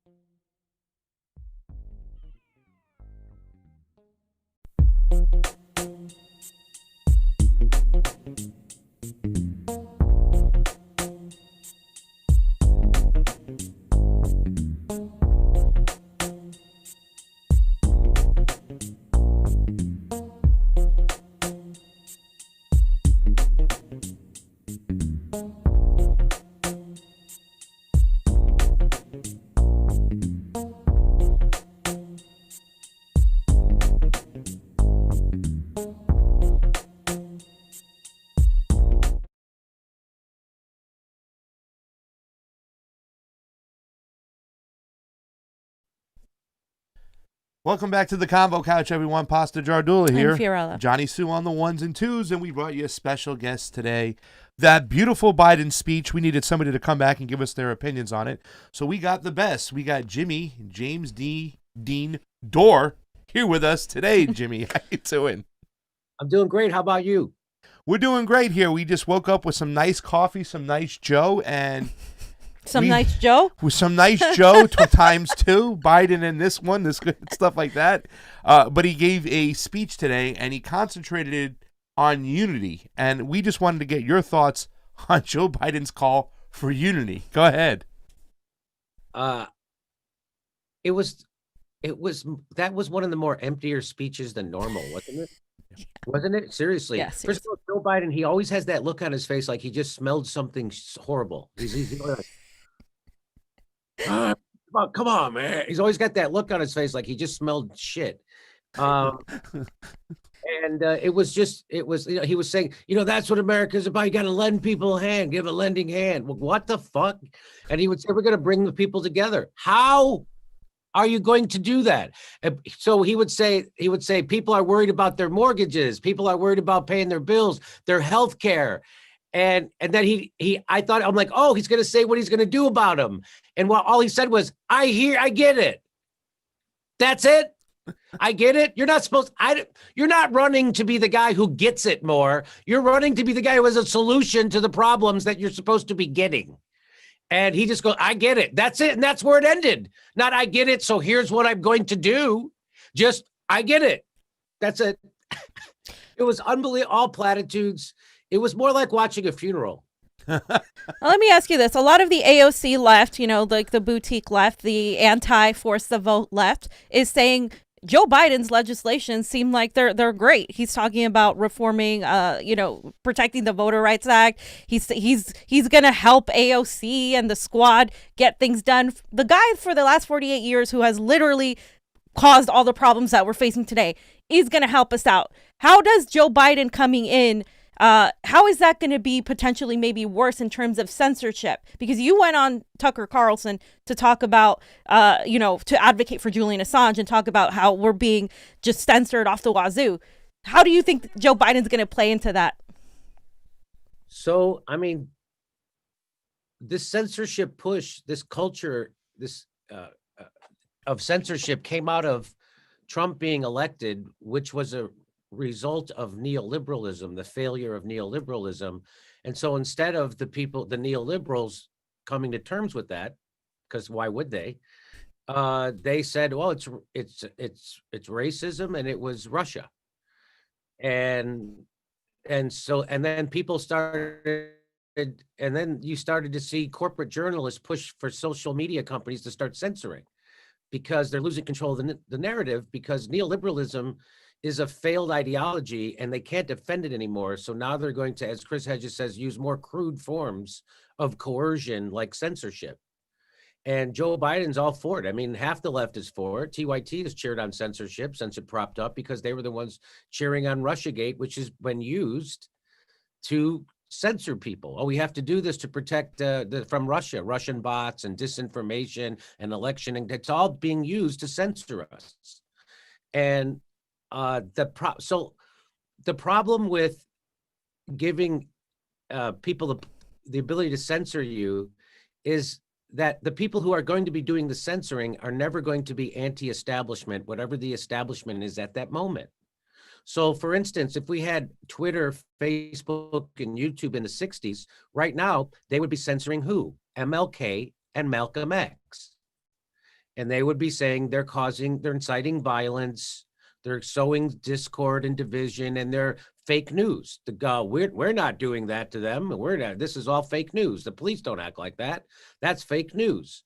So they would be deplatforming people like MLK and Malcolm X. And so that's what people don't realize. And so I was listening to a speech by a former head of the ACLU, and I'm going to butcher this story, but the story basically he said, anti-hate speech in the 90s was all the rage on college campuses. And that was because what that really meant was anti-racist speech. And so this group of people got this hate speech passed on campus. And then they didn't. Then they brought in this speaker who was deemed a Zionist, and that was deemed a racist. And so they didn't allow that group who got this they wouldn't allow them to have their own speaker. And so he says, what you don't understand is it always is going to come back to you. And one person's definition of fake news is another person's definition of real news. And Rachel Maddow says, and TYT say Russiagate is real, and that Trump was working with Putin, and that the Mueller report just couldn't find it. So that's their fake news, and it's 100%. And so let's remember what Noam Chomsky taught us, that the MSNBC, CNN, the New York Times, and the Washington Post, and the USA Today, they're not there to give you the news. Their number one, their first job, their number one objective is to manufacture consent for the establishment. Yeah. That is what they're doing. And that's why people like Glenn Greenwald don't get invited on MSNBC anymore. That's why he has to leave his own publication that he started based on his own reputation, because censorship is now all the rage, because neoliberalism can't be defended anymore. Yeah. I think also, too, to add, not only would they be censoring Martin Luther King Jr. and Malcolm X, they'd also be censoring our guy, Fred Hampton, from your home state in Illinois over there, who was just amazing at bringing people together. But let's stay on that topic right now, because inside of Joe Biden's speech, he did also mention domestic terrorism. And that really does scare the living hell out of me, whatnot, because it seemed like when Donald Trump, when he did the stupid thing of trying to label Antifa members as a domestic terrorists, and people who wanted to tear down statues, whether you agree with them or not, they're not domestic terrorists. But now here comes the left coming back into power, and now they're starting to label people as domestic terrorists. What are your thoughts on how that can be a very serious problem for Americans going forward? Well, there's a real authoritarian streak on the left, and a big part of the left. We are seeing it over this issue, and it's, you know, I noticed it when they turned their head over all those Facebook pages. Oh, look at the deranking of people like Chris Hedges that Google does. You know, people don't realize that 70% of the country gets their news from Google or Facebook. So that's really dangerous. We have monopolistic power over the flow of information and news in America that's being controlled by just a handful of Silicon Valley billionaires. And they also control, and they're all very pro-censorship, right? So Joe Biden's administration is filled with people from Silicon Valley, and they're all very pro-censorship. They're all very authoritarian. And again, it's the same people who are pushing Russiagate are very cool with censorship. So the price of liberty is eternal vigilance. And just like I didn't expect McCarthyism to come from the left. Again, if it was going to come back around, I never thought it was going to come from the left. It did. And here censorship is coming back around, and it's coming back around from the left. And why are people like the Squad screaming so much for censorship in favor of it? Because they need to get you outraged about anything except the fact that they're not fighting for you. And they're not fighting for you. And that's patently obvious. They're excellent tweeters. And you don't have to, because they don't take corporate money, that doesn't mean they're not selling you out. That's a semantic bullshit game. It doesn't matter. It's just like politics. It doesn't matter how the sausage is made. It's just the sausage. So if they're fucking not fighting for Medicare for all and doing what they ran on because they take corporate money, it doesn't matter if they don't do that for no money. They're doing it for their own career. They're selling you out for their own celebrity and for a comfortable place in the party. And so it doesn't matter. It's the same sausage. They didn't challenge power. It doesn't matter what the fucking reason is. The only thing that matters is the end result. And not only did they not challenge power, they also lied to you about it. So these people that are still defending the Squad's action as just some kind of a misstep, instead of what it is, transparent abandoning of their own campaign and campaign workers, their own followers, their own supporters, and their own philosophy, their own stated tweets, their own stated campaign commercials. They're abandoning them, and they're betraying you, and they're doing it right in your face. And any other, Marianne Williamson said basically the same thing too. And so she's not angry like me. So you got both sides of the spectrum saying that. So and here comes the censorship. Again, People who are for censorship are people who never, ever go against the grain, ever. They never stick their chin out, ever. Yeah. But,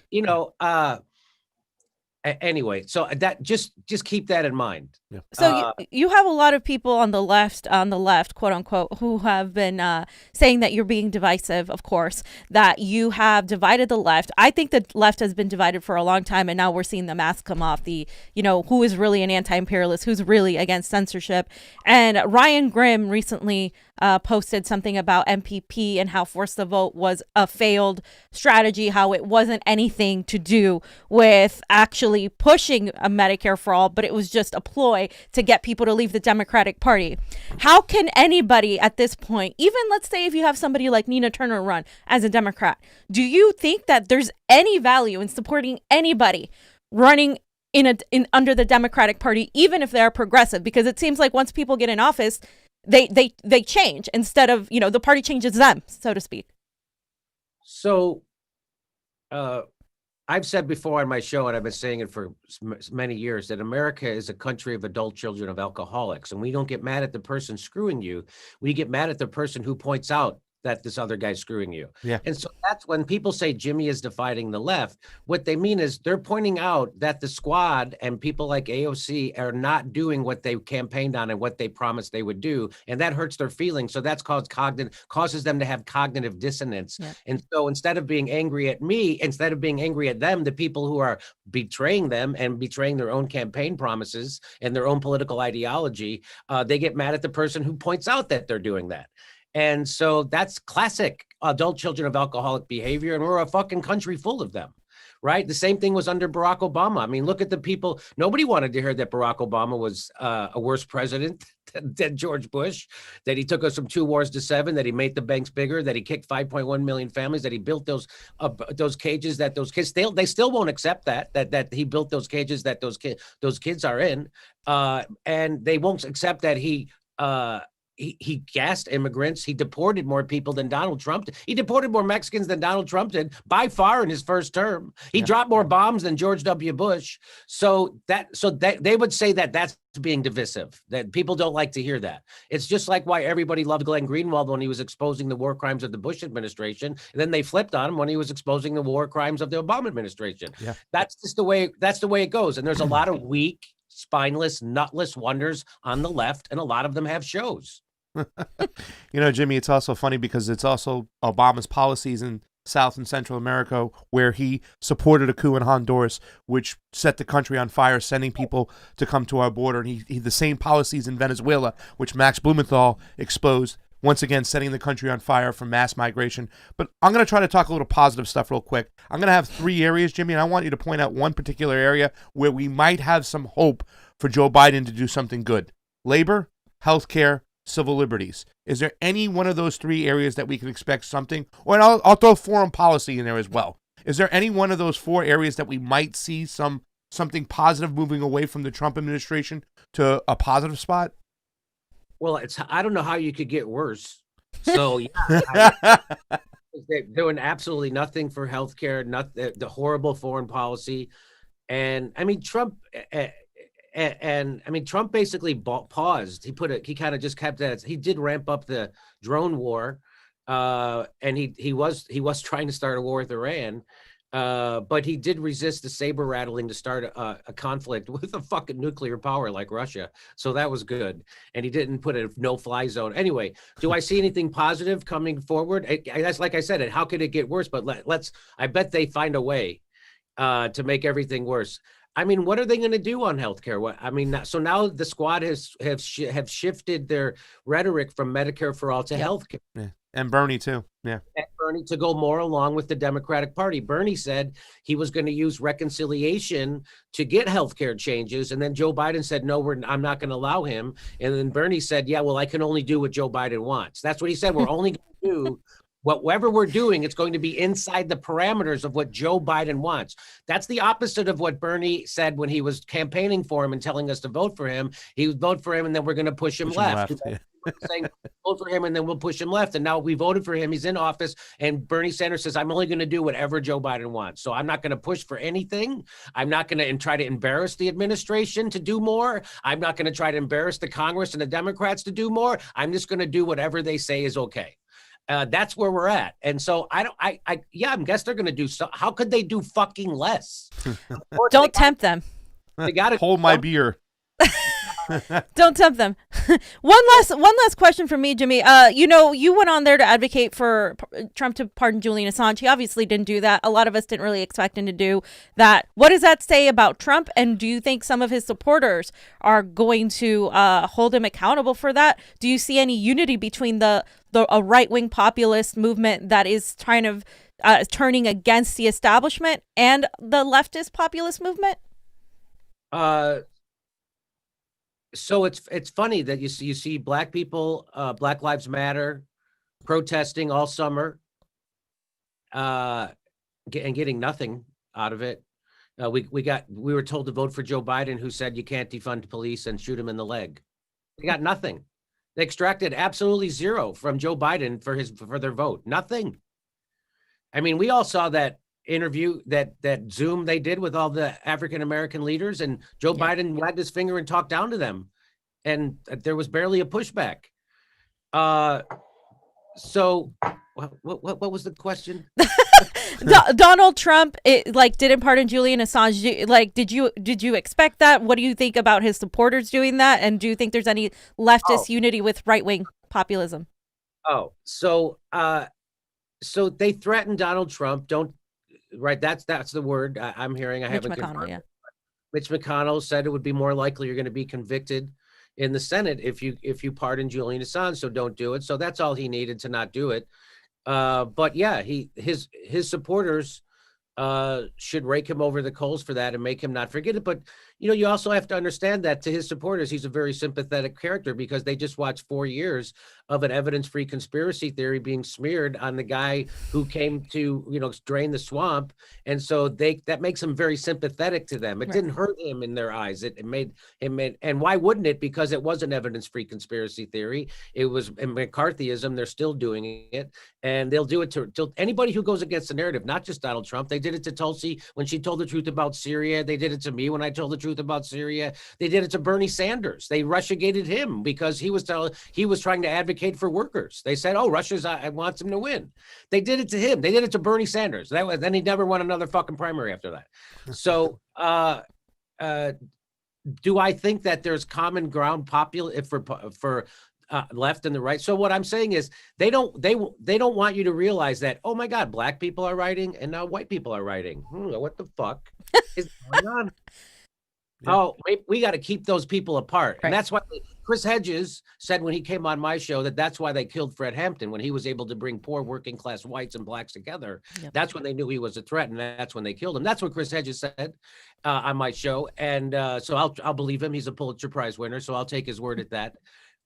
So yeah, I think there is a lot of common ground. I think that's why we need a third party, because both parties are party of Wall Street, war, oil companies, big pharma, and health insurance companies. And that's the problem, right? So we need a party that's against those things, and we don't have one. I think the populist left and populist right agree on no war, bring our troops home, and invest that money back here. I think they agree on single-payer health care.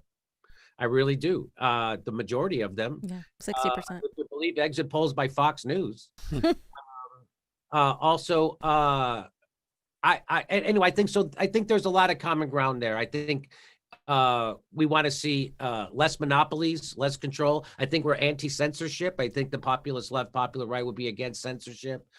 So I think there is a lot of common ground. And I think the big thing is, once you get rid of our imperialism, I think that sets the table just for a lot of things. And once we all get healthcare and end imperialism, I would like to be able to get back to where we can have those left-right fights. That's a luxury, I think.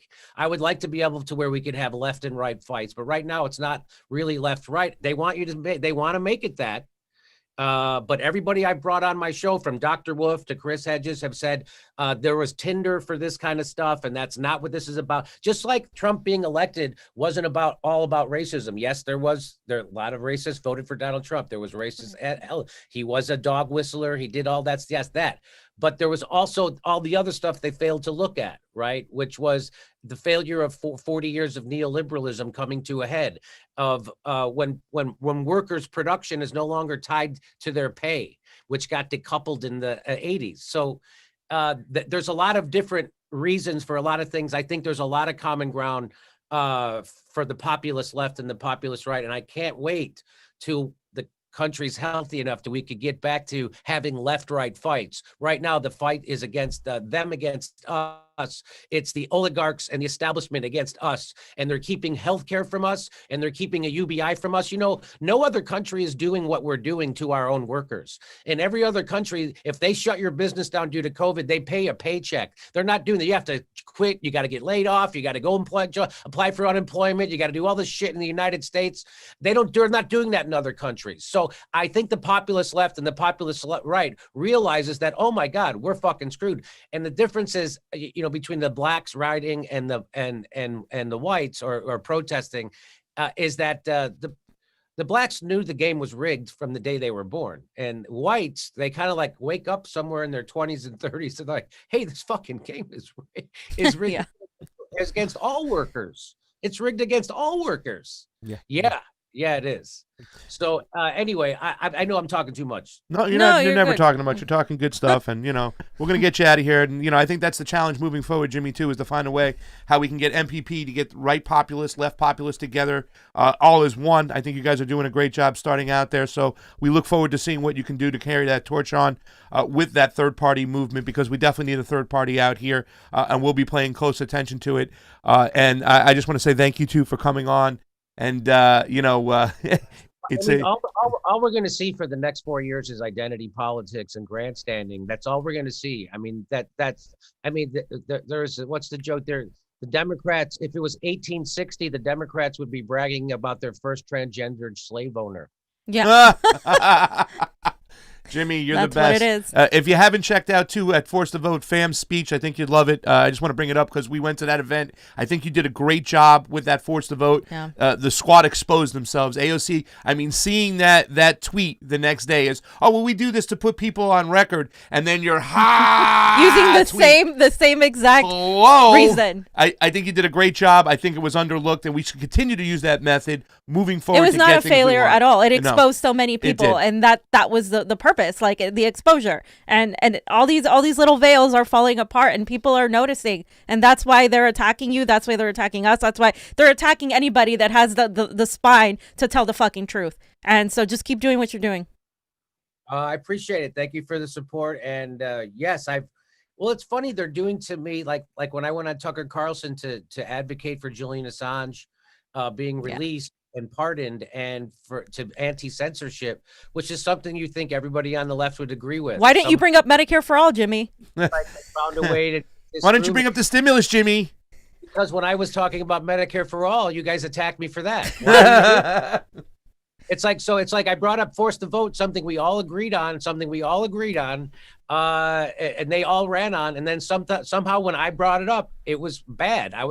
We all agree on anti-censorship, we all agree on Julian Assange, but when I bring it up, it's somehow bad. So I don't think this has to do with the issues. I think this has to do with people trying to make me the issue, and it's because, again, we're a bunch of adult children of alcoholics. They're not pissed off that we're being censored. They're not pissed off that we're being denied health care. They're pissed off that I'm pointing it out. Yeah. Well, thank you, Jimmy. You're such a doorknob, and we appreciate you coming on here and hanging out with us, man. Say hi to Steph, and you have a great day. Thanks for coming on, man. I see it. All right. Guys, we're going to go on a quick break. We'll be right back.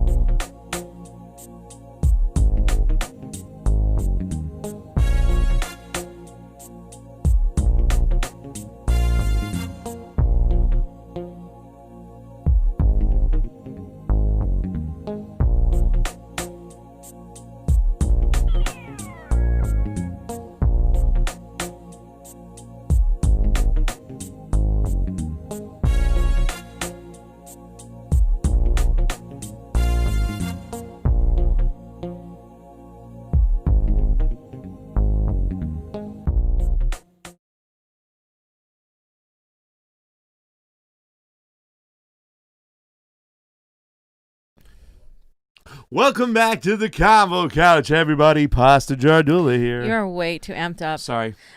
Everybody knows who I am, right? I'm Fiorella. Fiorella. Everybody knows. No, who I am. mean watching the show. I don't mean it like that.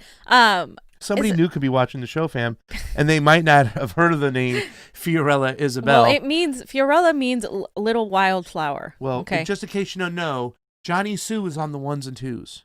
Okay. Yes, he is. I just wanted to say, people were commenting that Jimmy was really like laid back. And I gotta say, I'm not a morning person either.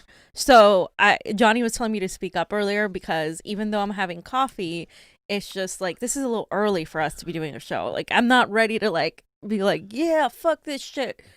It'll come later. So that's all I wanted to say. I don't know. Interesting. When I asked him that question, which one of these areas, he goes, well, can it get any worse? I don't tempt them is what I'm saying. Hold my beer in foreign policy. Yeah. Hold my foreign beer. policy is going to get worse. Oh, Censorship is going to get worse. Yes. Where can it get better? It could get better, maybe labor. Who knows? Labor. The $15 an hour, I don't know if that's going to really help. Okay, guys, $15 an hour in California. Can you survive a $15 an hour in California? Like, honestly, guys, no. They keep saying $15 an hour like 10 years ago. Yeah. Now it's like 2021. We're supposed to have like 20 an hour here. It's like, the inflation rate, you should be making like 25 an hour. People used to make good money being grocery cashiers, grocery store cashiers. They were part of a union. They made like literally, I had a guy that used to work in grocery stores tell me he was making $50 an hour like 40 years ago. Yeah. It's crazy. It's insane right now. People think people are asking for too much money. They bring up the whole, well, do you want a 17-year-old to be making that much money? It's like, wait a minute, like what? It's a living wage. Like, it's barely enough to get by in most places now. Yeah. By the way, Brian Deutsch left the Super Ray. Thank you, Brian Deutsch has been all over the Rokfin the last couple days. I know he was a little nervous and anxious about today. Brian, hit us up later on. Let's have a one-on-one on the phone. Bethlehem Tessafe, we know this name. Jimmy, love you, fam. We love you too, Bethlehem Tessafe. And Caddy May over on the Rokfin said, JD says it was like watching a funeral. That's exactly right. Probably why they sang Amazing Grace. Grace, she died 5 years ago. Grace. Oh, sorry. Another one? Well, Isaiah Muller from the Muller Report. Thank you so much. I hope not. You guys are vital. One love to you. Thank you, Isaiah Muller or Mueller or however you say Mueller.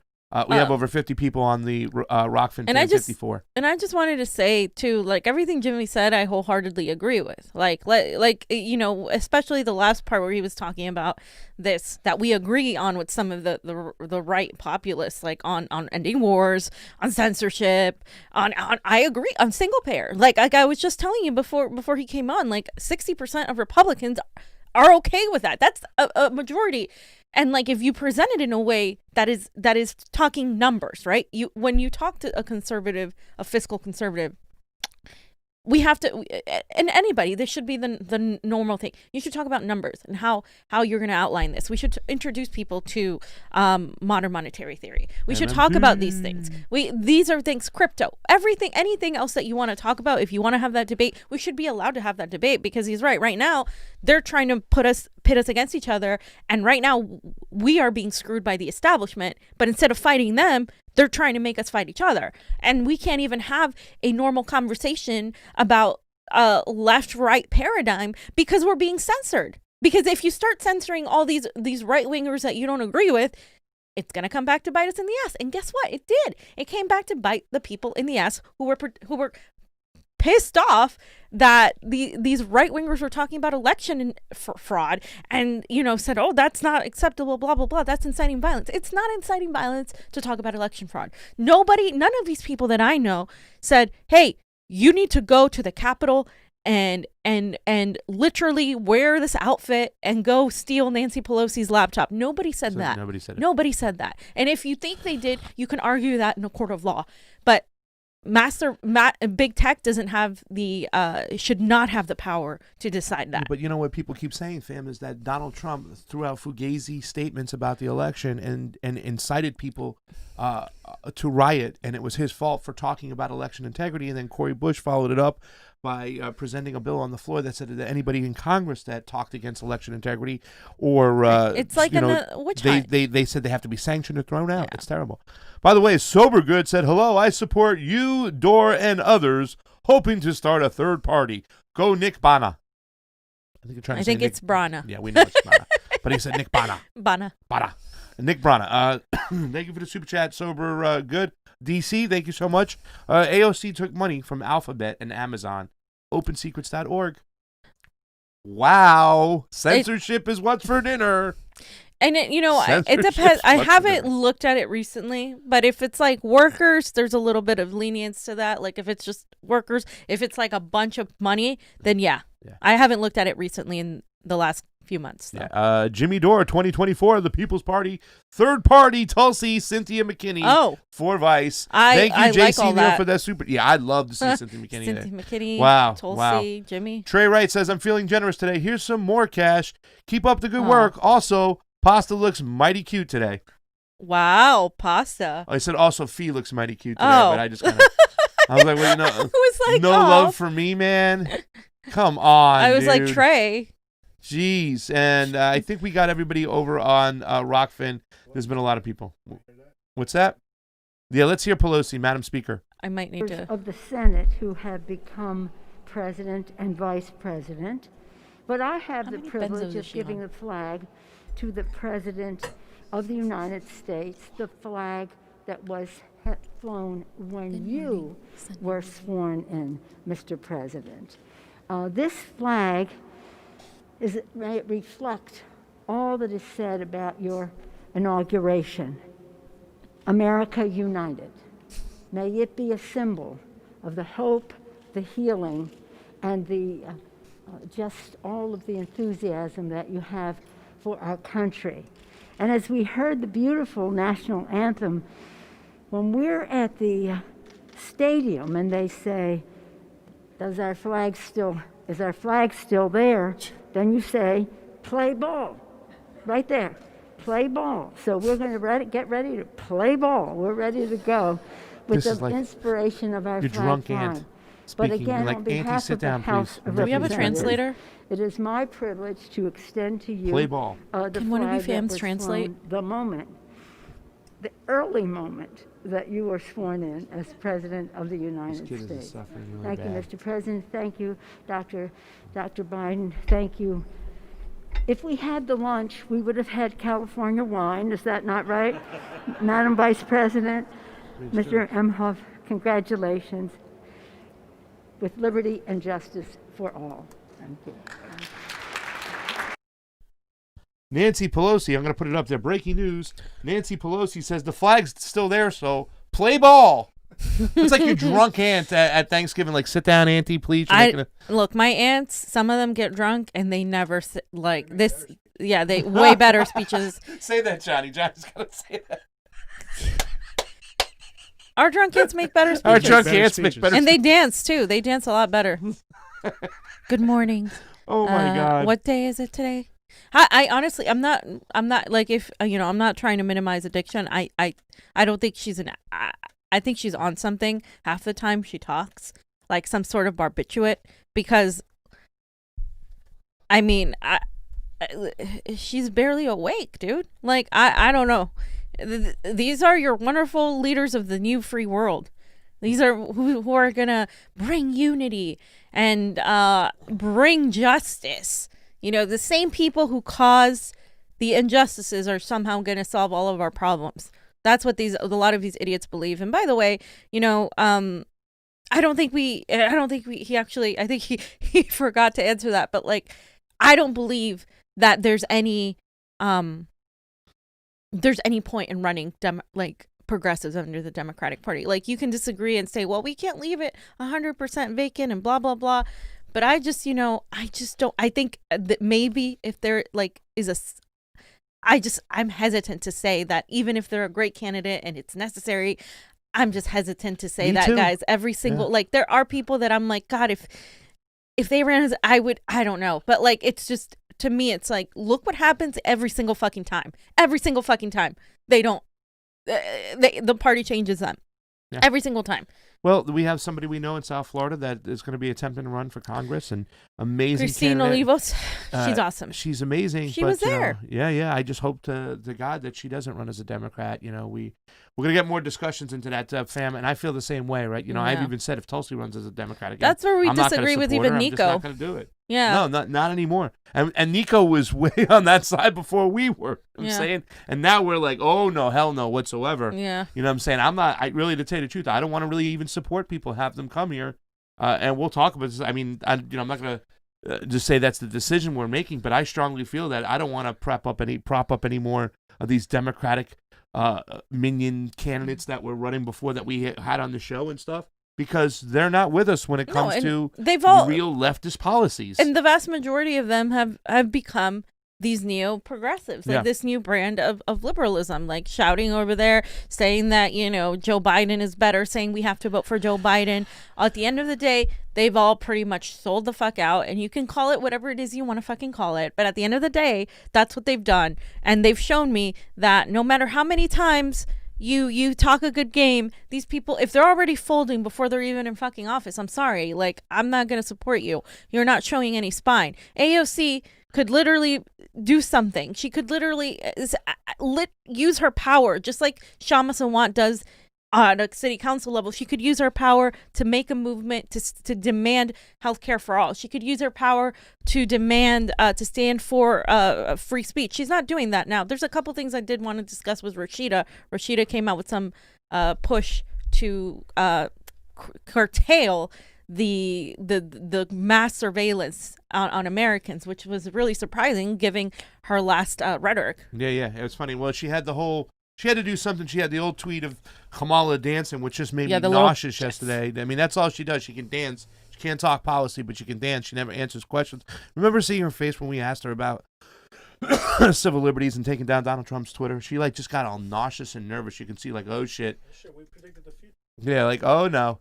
Here we go. Yeah, I still think we should take down his Twitter, and yep, there she are. You totally predicted the future there. Fam, I told you guys. Oh, now you're paying attention to me. Now y'all are paying. Now I got my team's attention and stuff. By the way, Luis Brooks, thank you so much for the super chat contribution. If they were serious about big tech, pass a law to block data harvesting and algorithms. Yeah. No shit. And I hate when they always say, oh, it's an algorithm. It's an algorithm. Yes, someone wrote that algorithm, you donkey. Repeal the Telecommunications Act. That Bill Clinton signed, I believe so. But they're not going to.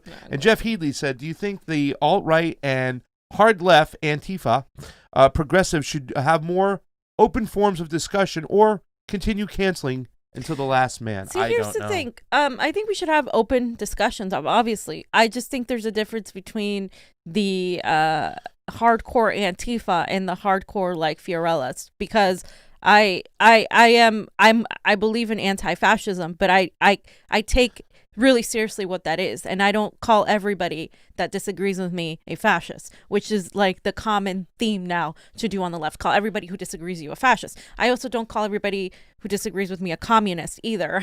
Like, that's the thing. Like, and people on the right have to also stop doing that. It's the same thing. Yeah. And so I think we should have more discussion so we can get past that. But a lot of these people that call themselves Antifa and like say all these things are very emotionally driven, and there's no like logic to discussing with them. Like, I can discuss sometimes better with somebody that's conservative because they're not as like emotionally invested on it. Now, it's the same thing on the right. Like, some of these people that are hardcore like QAnoners, they're emotional about it too, and you can't have a discussion with them. I'm not saying it doesn't exist on both ends. It absolutely does. But I think the people who are ready to have a fucking discussion need to sit in a room and have a fucking discussion. Yeah, and that is so true, fam, because so many people, they have a broad painting with that brush. Right. And they try to say that all Trumpers are QAnoners and all leftists are commies and whatnot. I mean, there's so much that divides And they us. don't know what a communist is, too. Well, yeah. Because if you're calling Joe Biden a communist, come on, guys. Well, they're scared about the authoritarian. Right, this is what you mean. And that's what you got to... Yeah. When I think communism, I think workers' rights. That's all I think. That's the main thing that pops into my mind, is that we're going to seize the means of production here. We're going to get a good paycheck. We produce everything. All the people at the top are reaping all the benefits, taking all the money from our labor, and that has to change. And as a capitalist out there, you haven't found a solution to that, to why your grandfather got paid 5-6 times as much, was able to buy a house, live comfortably, die comfortably, and the same job today, that person who swept the docks or sweeps the streets is living on the streets, and that's something that that as a capitalist, a free country. Yeah, you're free living on the streets. My ass. By the way, Andrea left a super ray inside the Rokfin. She says, I put Pelosi on mute. I get physically sick when I hear her speak. Oh, and pasta does look cute. Thank you. Aww. Oh, our fams. Now, I didn't predict the future. Also, Firepuff. Firepuff's here. How you doing? Keep up the good work, F. Biden. We love you, Firepuff. That's our boy over there. Have a video with Firepuff, Glory Jones, and I forgot her name. The Libertarian. It was awesome at the Tessa at the Tulsi rally. Tulsi rally was awesome. Maria Renali. Renali. Maria Renali. Agree with your politics. Maria, I agree with your last name. I love it. And Mike Fagan says, pasta, fee. Don't forget about Johnny Sue.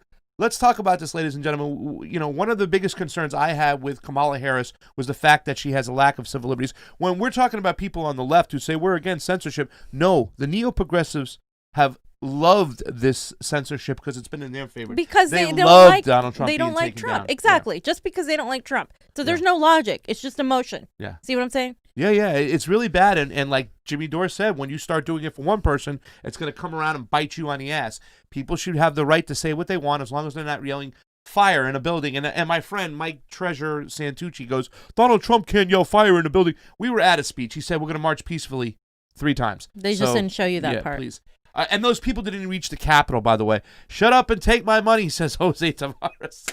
Jose, if you can't afford it, don't give it. But if you can afford it and you gave it, we love you. Thank you so much. And it feels good when you support independent media to go up against those giant assholes on CNN saying we have to figure out a way to stop these YouTubers and people seeking out information that isn't part of the mainstream. We got to get them back to the zombie pudding. Yeah, and we're also independent in the sense of not just like obviously we're funded by you. We're not funded by any corporations, but we're also independent in the sense that we're independent thinkers and we don't put our ideologies before the truth. So if somebody that's, I got yelled at for not being a comrade, for not being happy that Twitter workers unionized and wanted to take Trump down. I'm like, wait a minute, they work for a giant corporation. That's not being like so that makes me not a comrade because I'm against censorship. Like, what the hell is your problem? Yeah. That's putting ideology before doing the right thing. People with different ideologies can be wrong. Yep. Just like Hispanics can be wrong, black people can be wrong, white people can be wrong.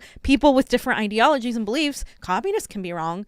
Obviously, right-wingers can be wrong. Like, it's just so easy to say that, just because you don't, they have to look up to see, is this person a right-winger? If they're a right-winger, I'm going to disagree with them. I'm not even going to look at what they're saying. Yeah. And that's a problem that we have. There is absolutely no nuance. There is absolutely no independent thought. There's just ideology first. And where has that gotten us? It's gotten us fucked. I like when people say, where did you get that from? Oh, Zero Hedge? Oh, my God, they're right-wingers. Look at this article from CNN. Hello? Somebody sent me an article from CNN, but let's get to it. Oh, Johnny, I think we also need to get that fake phony laugh, too, as well, that Kamala has, because you have the fake phony Kamala laugh. It's a tick. It's a tick. It's because she's an actress. And then we showed you early, the Convo Couch exposed her. This woman is not good for civil liberties, and we were always scared that Kamala would be the vice president if it was an establishment pick. And guess what? Can we show the Tulsi one after this? Okay. Yeah. November 2019. A year ago. You once recently said that Donald Trump should have his Twitter suspended. I did. Isn't that a cause for concern for people who really are big on the First Amendment rights and our civil liberties? You don't have a First Amendment right to threaten a witness. And, you can ask the families of the whistleblower. You can ask the families of the people who have been on the receiving end of Donald Trump's threats. And you will know that this is a matter of their safety. It is a matter of very serious threats to their safety, to their livelihood. It is also about clearly what Donald Trump tries to do with the microphone that has been given to him by the American people, which is to intimidate and to try and beat down people. And yeah, absolutely. And it's a private corporation, and they have terms of use, and private corporations should be held accountable. So yeah, I don't back off of that at all. It's all the things, fam, right? Mm-hmm. All the things for its national security. We have to do it to protect people. We got to censor speech to protect you. You know what I'm saying? And it's a private company. Once again, private company. They can ignore antitrust laws and hide behind Section 220 of the NDA or 230 of the NDAA. Yeah. You know what I'm saying? It's okay. But once again, we showed you these people are for censorship. That was 2019, November 2019. Yeah. Fam, we hit it hard, right? Yeah, it's been a year and 2 months. Well, Yeah. And so I just got to say, too, that argument of it's a private company is being thrown at me by these fucking fake ass progressives who keep saying talking point. It is no, but it is. Not anymore. I mean, no, but it is. The left is now owning it. No, but it is. So it is a right wing talking point because you all of a sudden have turned from a leftist communist to being for the private sector. That's what you're doing. And by the way, Twitter isn't just a small little company like us, like a small little company that has a very minimal amount of staff. It's a mega billionaire giant corporation that has become the public fucking square. You can't pretend that giant elephant in the room isn't there just because it like plays to your narrative. It's not just a simple private company. They literally have so much power, and if they have the power to mute the president of the United States, what's going to happen next? Now they have the power to deem you a terrorist and compare you to fucking ISIS because you say, oh, I don't think we have democracy, or I don't think our elections are fair, or I think Joe Biden and Kamala Harris are corrupt. Like, it's going to climb that way. So that's why you can't just use that stupid argument. It just doesn't hold up. Yeah. And where do they get the satellites from to use for this private company? Isn't that our money that we funded to put the satellites up there and stuff? There's no such thing as a private company per se, because they have to use some type of social entity that we all pay for to get along, to do along, whether it be moving goods and services on the roads that we built, that we paid for, whether they use the labor that was educated from the money that we spent, that we built. That's a Elizabeth Warren speech back in the days. I hate to say it, but that's true. You know what I'm saying? We are all in this together at some point, and when it comes to the public square, which Fiorella just mentioned, they shouldn't be able to control that. And they shouldn't be able to just shut off Parler. This is disgusting and should be cause for concern. Thanks for your consistency and integrity. And you must be talking about elections, Turbo, GG, because, we're not going to forget about this, because in 2 years, when the progressives get screwed in these local races and in the House and whatnot, you'll hear them talking about election integrity. All of a sudden, will be, and I'm fearful that the Republicans, the people who apologized to us, they who said, like, I'm really sorry, they mentioned that in 2016 and we didn't say anything about it, because they were happy and fine sitting back to Trumpers and watching the Democratic Party just destroy itself. But it didn't destroy itself. What happened was the establishment destroyed the progressive movements, and they came back and they took it away from you.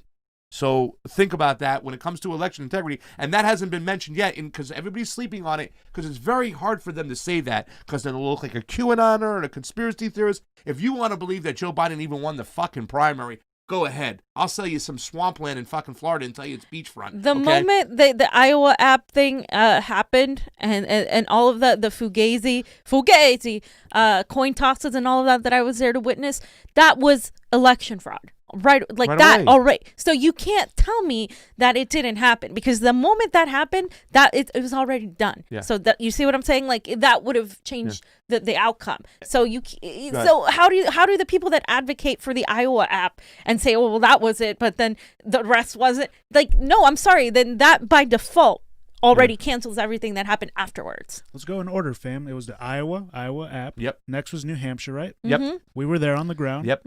Election official told us there was a SIM card in the counting machine. Yep. Okay. SIM card gives you exit polls were way off. Gives you signal to your phone. Yep. What was next? Nevada? Yeah, Nevada. Where I was there. We were able to catch them. They were on the ground. Written hand-marked paper ballots. It was a caucus with written hand-marked paper compared ballots to the New Hampshire and Iowa, and they didn't use the app, fam. Well, actually, Iowa was a caucus too, and they didn't use the app in there was too many people in Nevada. No, but also that we didn't use the app in Nevada. Exactly. That the vast majority of them didn't, and in the places where they didn't use the app, Bernie Sanders won like with flying fucking colors. Yeah. Like, I'm telling you. Oh, it was over. But then we went to South Carolina, and all of a sudden the machines again very suspect. I think they have the Dre machines there. Yeah, the ones that are direct. The DRE direct. Oh, those recording. Yeah. In other words, there's no paper trail. It's just a direct recording. So we don't even have the software to look at. So whatever they tell you the results are, they are. And then it was just one thing after the other. Then it was Super Tuesday. Then it was Super Tuesday, and we were here Texas, on the ground. Michigan, California. And they took down our stream. They took down our live stream. Texas was so like, wait a second, the anomalies. The Bernie campaign failed to like mobilize people, and if it wasn't for Melissa Michelson here, we tried to warn the Bernie campaign. Yes, yeah. And once again, how many listening. provisional ballots did we see? Joe Biden was polling at 8%. He got 26% when he came out of California. And John, it was only the day before that Amy Klobuchar and Pete Buttigieg dropped out. So all those mail-in ballots that came in for Joe Biden, people knew ahead of time that Amy Klobuchar and Pete Buttigieg wouldn't be there. And what Remember, about he was Warren? in 5th place. Warren stayed in. Warren stayed in? Warren Okay, stayed in and sucked up a lot of Bernie votes, they said. If Pocahontas didn't drop out a couple days ago, Joe, you wouldn't have won a single state. By the way, Apache 34. You want to say anything else? We just saw on the ground when I was there to see the tally that night till 3 a.m. I was there in the room, and we just saw. I saw the Ethernet cable. I saw the USB drive, and then now when we go back in November, they have a little wall above, so you can't see that now. See that stuff, Because you pointed it out. If they were being honest, they wouldn't be hiding it. They knew. Guys. Dude, there's been experts that have been pointing it out. In Georgia, the guy that Jovan Pulitzer, he even pointed out, like, hey, listen, we just tapped into your machine right now, so we know that these are no air gaps, that you can get into them via internet. We already know that. That's against the law. You know what I'm saying? And not to mention, Johnny, we talked about this. Not at all. I mean, you could change votes from, and Commander X said this when I went on the show from one of the first members, Anonymous. He goes, I was flipping votes. Well, we were stopping people for flipping votes. We could have flipped votes in Florida, and I was sitting in a cafe in Canada. That's how easy. He had a laptop. He was on the run, going in and out of the United States and Canada, back and forth, running around.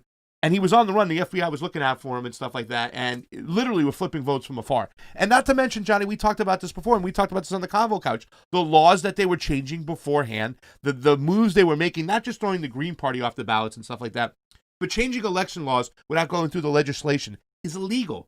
You can't just shotgun out all these ballots unless you get permission from both the legislation in Pennsylvania. What they did was illegal. The drop boxes. I know it may seem convenient, like, oh, they're putting drop boxes out there. That's great.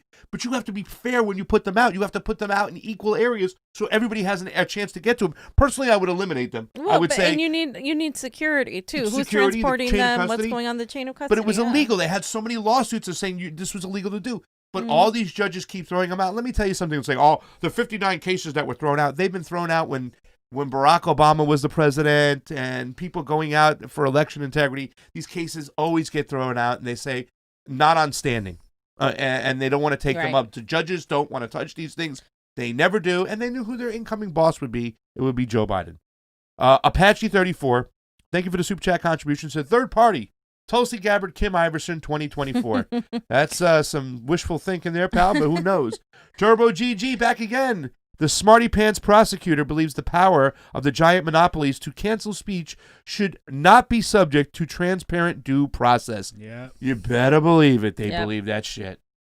100%. Johnny, did you have something else to say? Did I cut you off when you were talking about elections? Did you miss something? No, just wanted to say now we're following Raji's case, and this Friday, everyone tune in. Please do. We're gonna live stream. It's the trial. It should be the trial if the judge denies the demur, which he should, because he has a cause of action. He's established a cause of action with factual allegations, and the evidence can be disputed in the merits, which is the trial. Yep. So that's going to happen Friday. We're going to live stream it. I've been in touch with Raji, and I think he's got a good opportunity, but if not, he's going to the appeals. Yeah. And if they deny it, he's going to the Supreme Court. Yep. He's done it before. He's fighting really hard, and nobody's paying attention to this. And Johnny's been on it, and like we need to pay attention to this. This is part of the article that Johnny sent to Jordan Cheriton's team that they refused to read, because we don't just cover the national elections. Johnny has been on the ground doing a lot of extensive research with for Raji Robb, who is willing to take this case to the Supreme Court, and he's a progressive. He's a Democrat. Progressive running against an establishment. Progressive. He's like more like us. Like he's independent minded. Right. But he hung out with the progressives here and all that. Like, I mean, progressive and, like he's the true progressive. Let's, exactly, not a neo-progressive. Right. And not for nothing, I think Johnny should also point out, and he'll talk about it, what Raji is asking for is data. Hey, listen, we just want to see. And we talk about this. All these cases that are going around, even this last election with the protest and everything, is all we wanted to see was the data. Let us open it up and take a look in. He wanted to see logs about who logged in and when they logged in and what they did. And he even says we don't even have to touch it. We'll stand back and watch you do it. Just show it to us. But they refuse to let us see what's inside. They refuse to give us transparency, and that's a big deal. And that's the thing, is you'll never win an election if you don't fight for transparency. And if we don't get any transparency, these elections will never be good. By the way, Maria Rinaldi, my girl, she says, "Si sono italiana, ma vivo in Ohio. Ciao." Do you know what that means, fam? I'd have to put it through the translator. Okay, I am Italian, but I live in Ohio. That's what she said. You know why? Because I know more Italian than pasta. Than the fake Italian. Maria, my gravy. Give me a call. Yeah, so I took a few years of German, but I'm just, I'm familiarizing myself with it again, and it's really easy for me. And I'm learning French, and French is really easy. And Italian, I know more Italian than pasta, so there you go. He's pissed off about that. I'm sorry. I am not pissed off about that. You're a little salty about that. I accept it. By the way, DC said the National Dem Party deleted my account on Facebook asking about uncounted boxes of marked ballots discovered in Dallas the day after Super Tuesday. Thank you. Guess what? The first warning we got and the first video was taken down was the Super Tuesday, and me and Niko were here. Fiorella was out in the field, and we were talking about Dallas. We were like, "Holy, wait a second!" And I know you did another show when you went one-on-one. We did a show together using that math, where we saw every 1 percentage point how much Bernie Sanders lead. He was winning 1,000 up until 40%, and then Joe Biden comes back, and he's gaining 4,000 votes per 1%. Now, that's the whole thing. What people don't understand is that voting patterns are serious. Yeah, that's how they judge them. They use the patterns. Yeah. In fact, when people are online and they go, "We're going to call this state over here," Brian Williams here, Joe Biden wins Texas, and 61% of the vote is in. And they say, well, whoa, there's people still in line, and there's people who haven't voted yet. How can you call it at 60%? What would they tell you? Well, we have enough sample size to know the fact that Joe Biden can't be beat there. So why, if in fact now that you believe 138,000 votes can come in at one time for Joe Biden, why weren't Bernie Sanders voters afforded the same luxury? Okay, right. The same science, the same math, the same process. Why is it okay for mainstream media to call an average at 60% on all these primaries against your candidate when it's a possibility that a ton of votes can come in for one candidate? Oh, well, this is just a special election and Like, no, guys, you're being hoodwinked. You're being played. That alone right You're there. rationalizing. Terrible. All right, so can we let's just go over that folder. My computer's going to die over here. Okay, so what is we already went over that. What is the agenda? Legislative? Yeah. Oh, we went over Senate. Yeah. And then where are we at? Where is the folder? Right there. This is it? Okay. Rashida Tlaib. Yeah, so here's Rashida Tlaib. This is what she did. And like I said, I want to look into this more. It just came up yesterday. She said, "I'm leading the call for national security powers to not be expanded in light of the attack in our nation's capital that occurred 2 weeks ago, as such measures often lead to the erosion of American civil liberties." Wow. I thanked her for this, but this is why I'm a little suspect. She said, "We write you today in the aftermath of one of the darkest days for American democracy. While we are all concerned about security of the Capitol and armed attempts to interrupt our legislative business, we wish to state our strong opposition. It's just a statement of opposition to the expansion of domestic national security and surveillance powers of the United States government, as has often been our country's reaction to horrific acts of violence like the January 6th attack on the U.S. Capitol. The Trump's mob success in breaching the Capitol was not due to lack of resources at the disposal of federal law enforcement, and in this moment we must resist the erosion of our civil liberties and constitutional freedoms, however well-intentioned proposed security reforms may be. While we are not necessarily opposed to reforms to address the law enforcement and intelligence community's inability or unwillingness to seriously confront domestic white nationalist violence, we firmly believe that the national security and surveillance powers of the U.S. government are already too broad, undefined, and unaccountable to the people. To further degrade those rights and liberties in reaction to this attack would undermine our democracy at a time when we must join together to defend it with all of our collective might. While many may find comfort in increased national security powers in the wake of this attack, we must emphasize that we have been here before. Yes, we have. And we have seen where that road leads. Our history is littered with examples of initiatives sold as being necessary to fight extremism that quickly devolved into tools used for mass violation of the human and civil rights of the American people. Wow. Such as, and then she goes on to say, I'm not going to read all of it, the House Un-American Activities Committee, or HUAC, HUAC. We know that it was born as a reaction to a rise of pro-Nazi fascist elements in the U.S., that quickly turned into a blind eye to domestic fascist activities and use of powers to target a variety of civil rights and leftist leaders, such as the Honorable Coleman A. Young and Langston Hughes, the Federal Bureau of Investigation, the FBI Counterintelligence Program, QuantoPro, and then the U.S. Patriot Act and the FBI's Assessment Authority and Operation Iron Fist. It almost seems like she knows it's going to come back and haunt her fam, right? Her peeps and whatnot. Well, yeah. And then, but the reason I'm a little bit, if you look at who signed it, I think it's right here. If you look at who signed it, Bauman, Jayapal, Mondaire Jones, Ro Khanna, Barbara Lee, AOC, Ilhan Omar, Ayanna Pressley. So the entire squad basically signed it. And AOC was just sitting there talking about censorship. So I'm a little bit like, is she doing, because this is a call. This isn't anything legislatively. It's just a call to stand, right? And I think Rashida did the right thing. I'm going to say that. But when AOC is like, is literally talking out of two sides of her mouth, right? Saying, oh, we need censorship and blah, blah, blah, basically.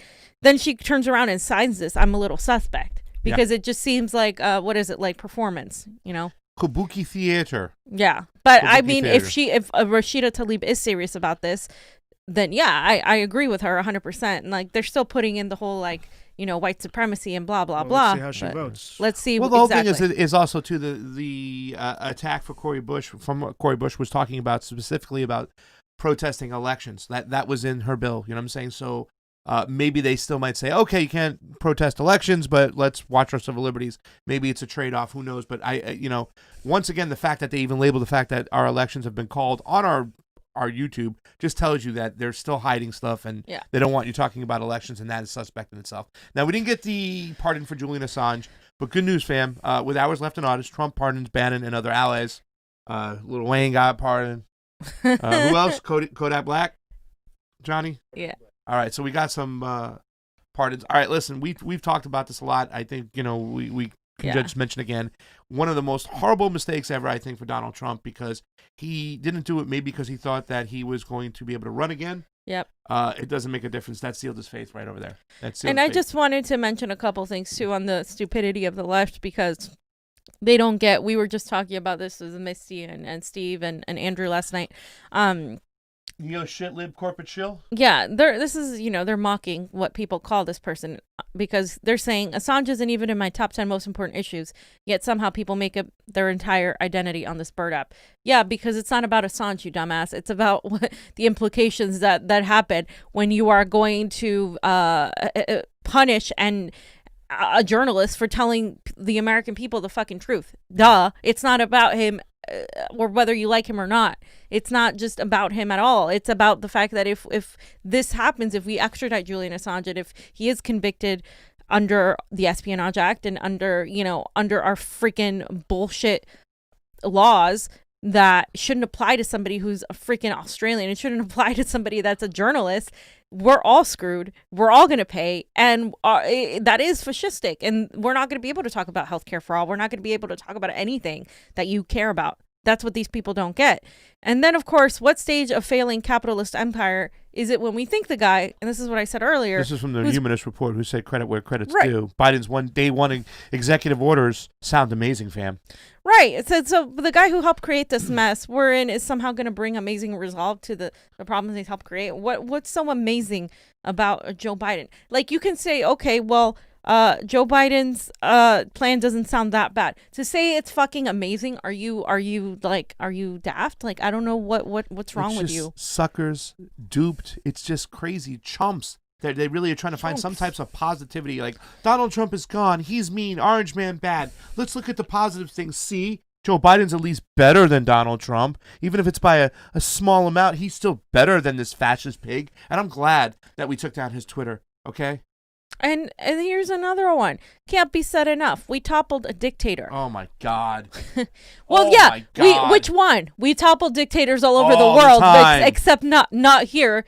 Trump wasn't a fucking dictator. You don't even know what a dictator is because we literally topple people who aren't dictators, who we claim are dictators, and we actually ally ourselves with actual dictators. And that's I mean, what? Now and the you work begins, fam. you installed an actual dictator too now? Like, come on, like this is ridiculous. And he goes, there's a shitload that needs to be fixed. Like the guy who created the problem, the majority of the problems right there, in our country right now, Joe Biden was a piece of creating those problems. Everything from the crime bill to his warmongering mentalities. And you know what I'm saying? I mean, and now you want to count on him, this guy, to come by and fix the problems that he helped cause? And she says, but we can celebrate how dangerously close we came to becoming an authoritarian state and how the good people of this country rose up against it. We are an authoritarian state, and it's going to get worse because look at what they're doing.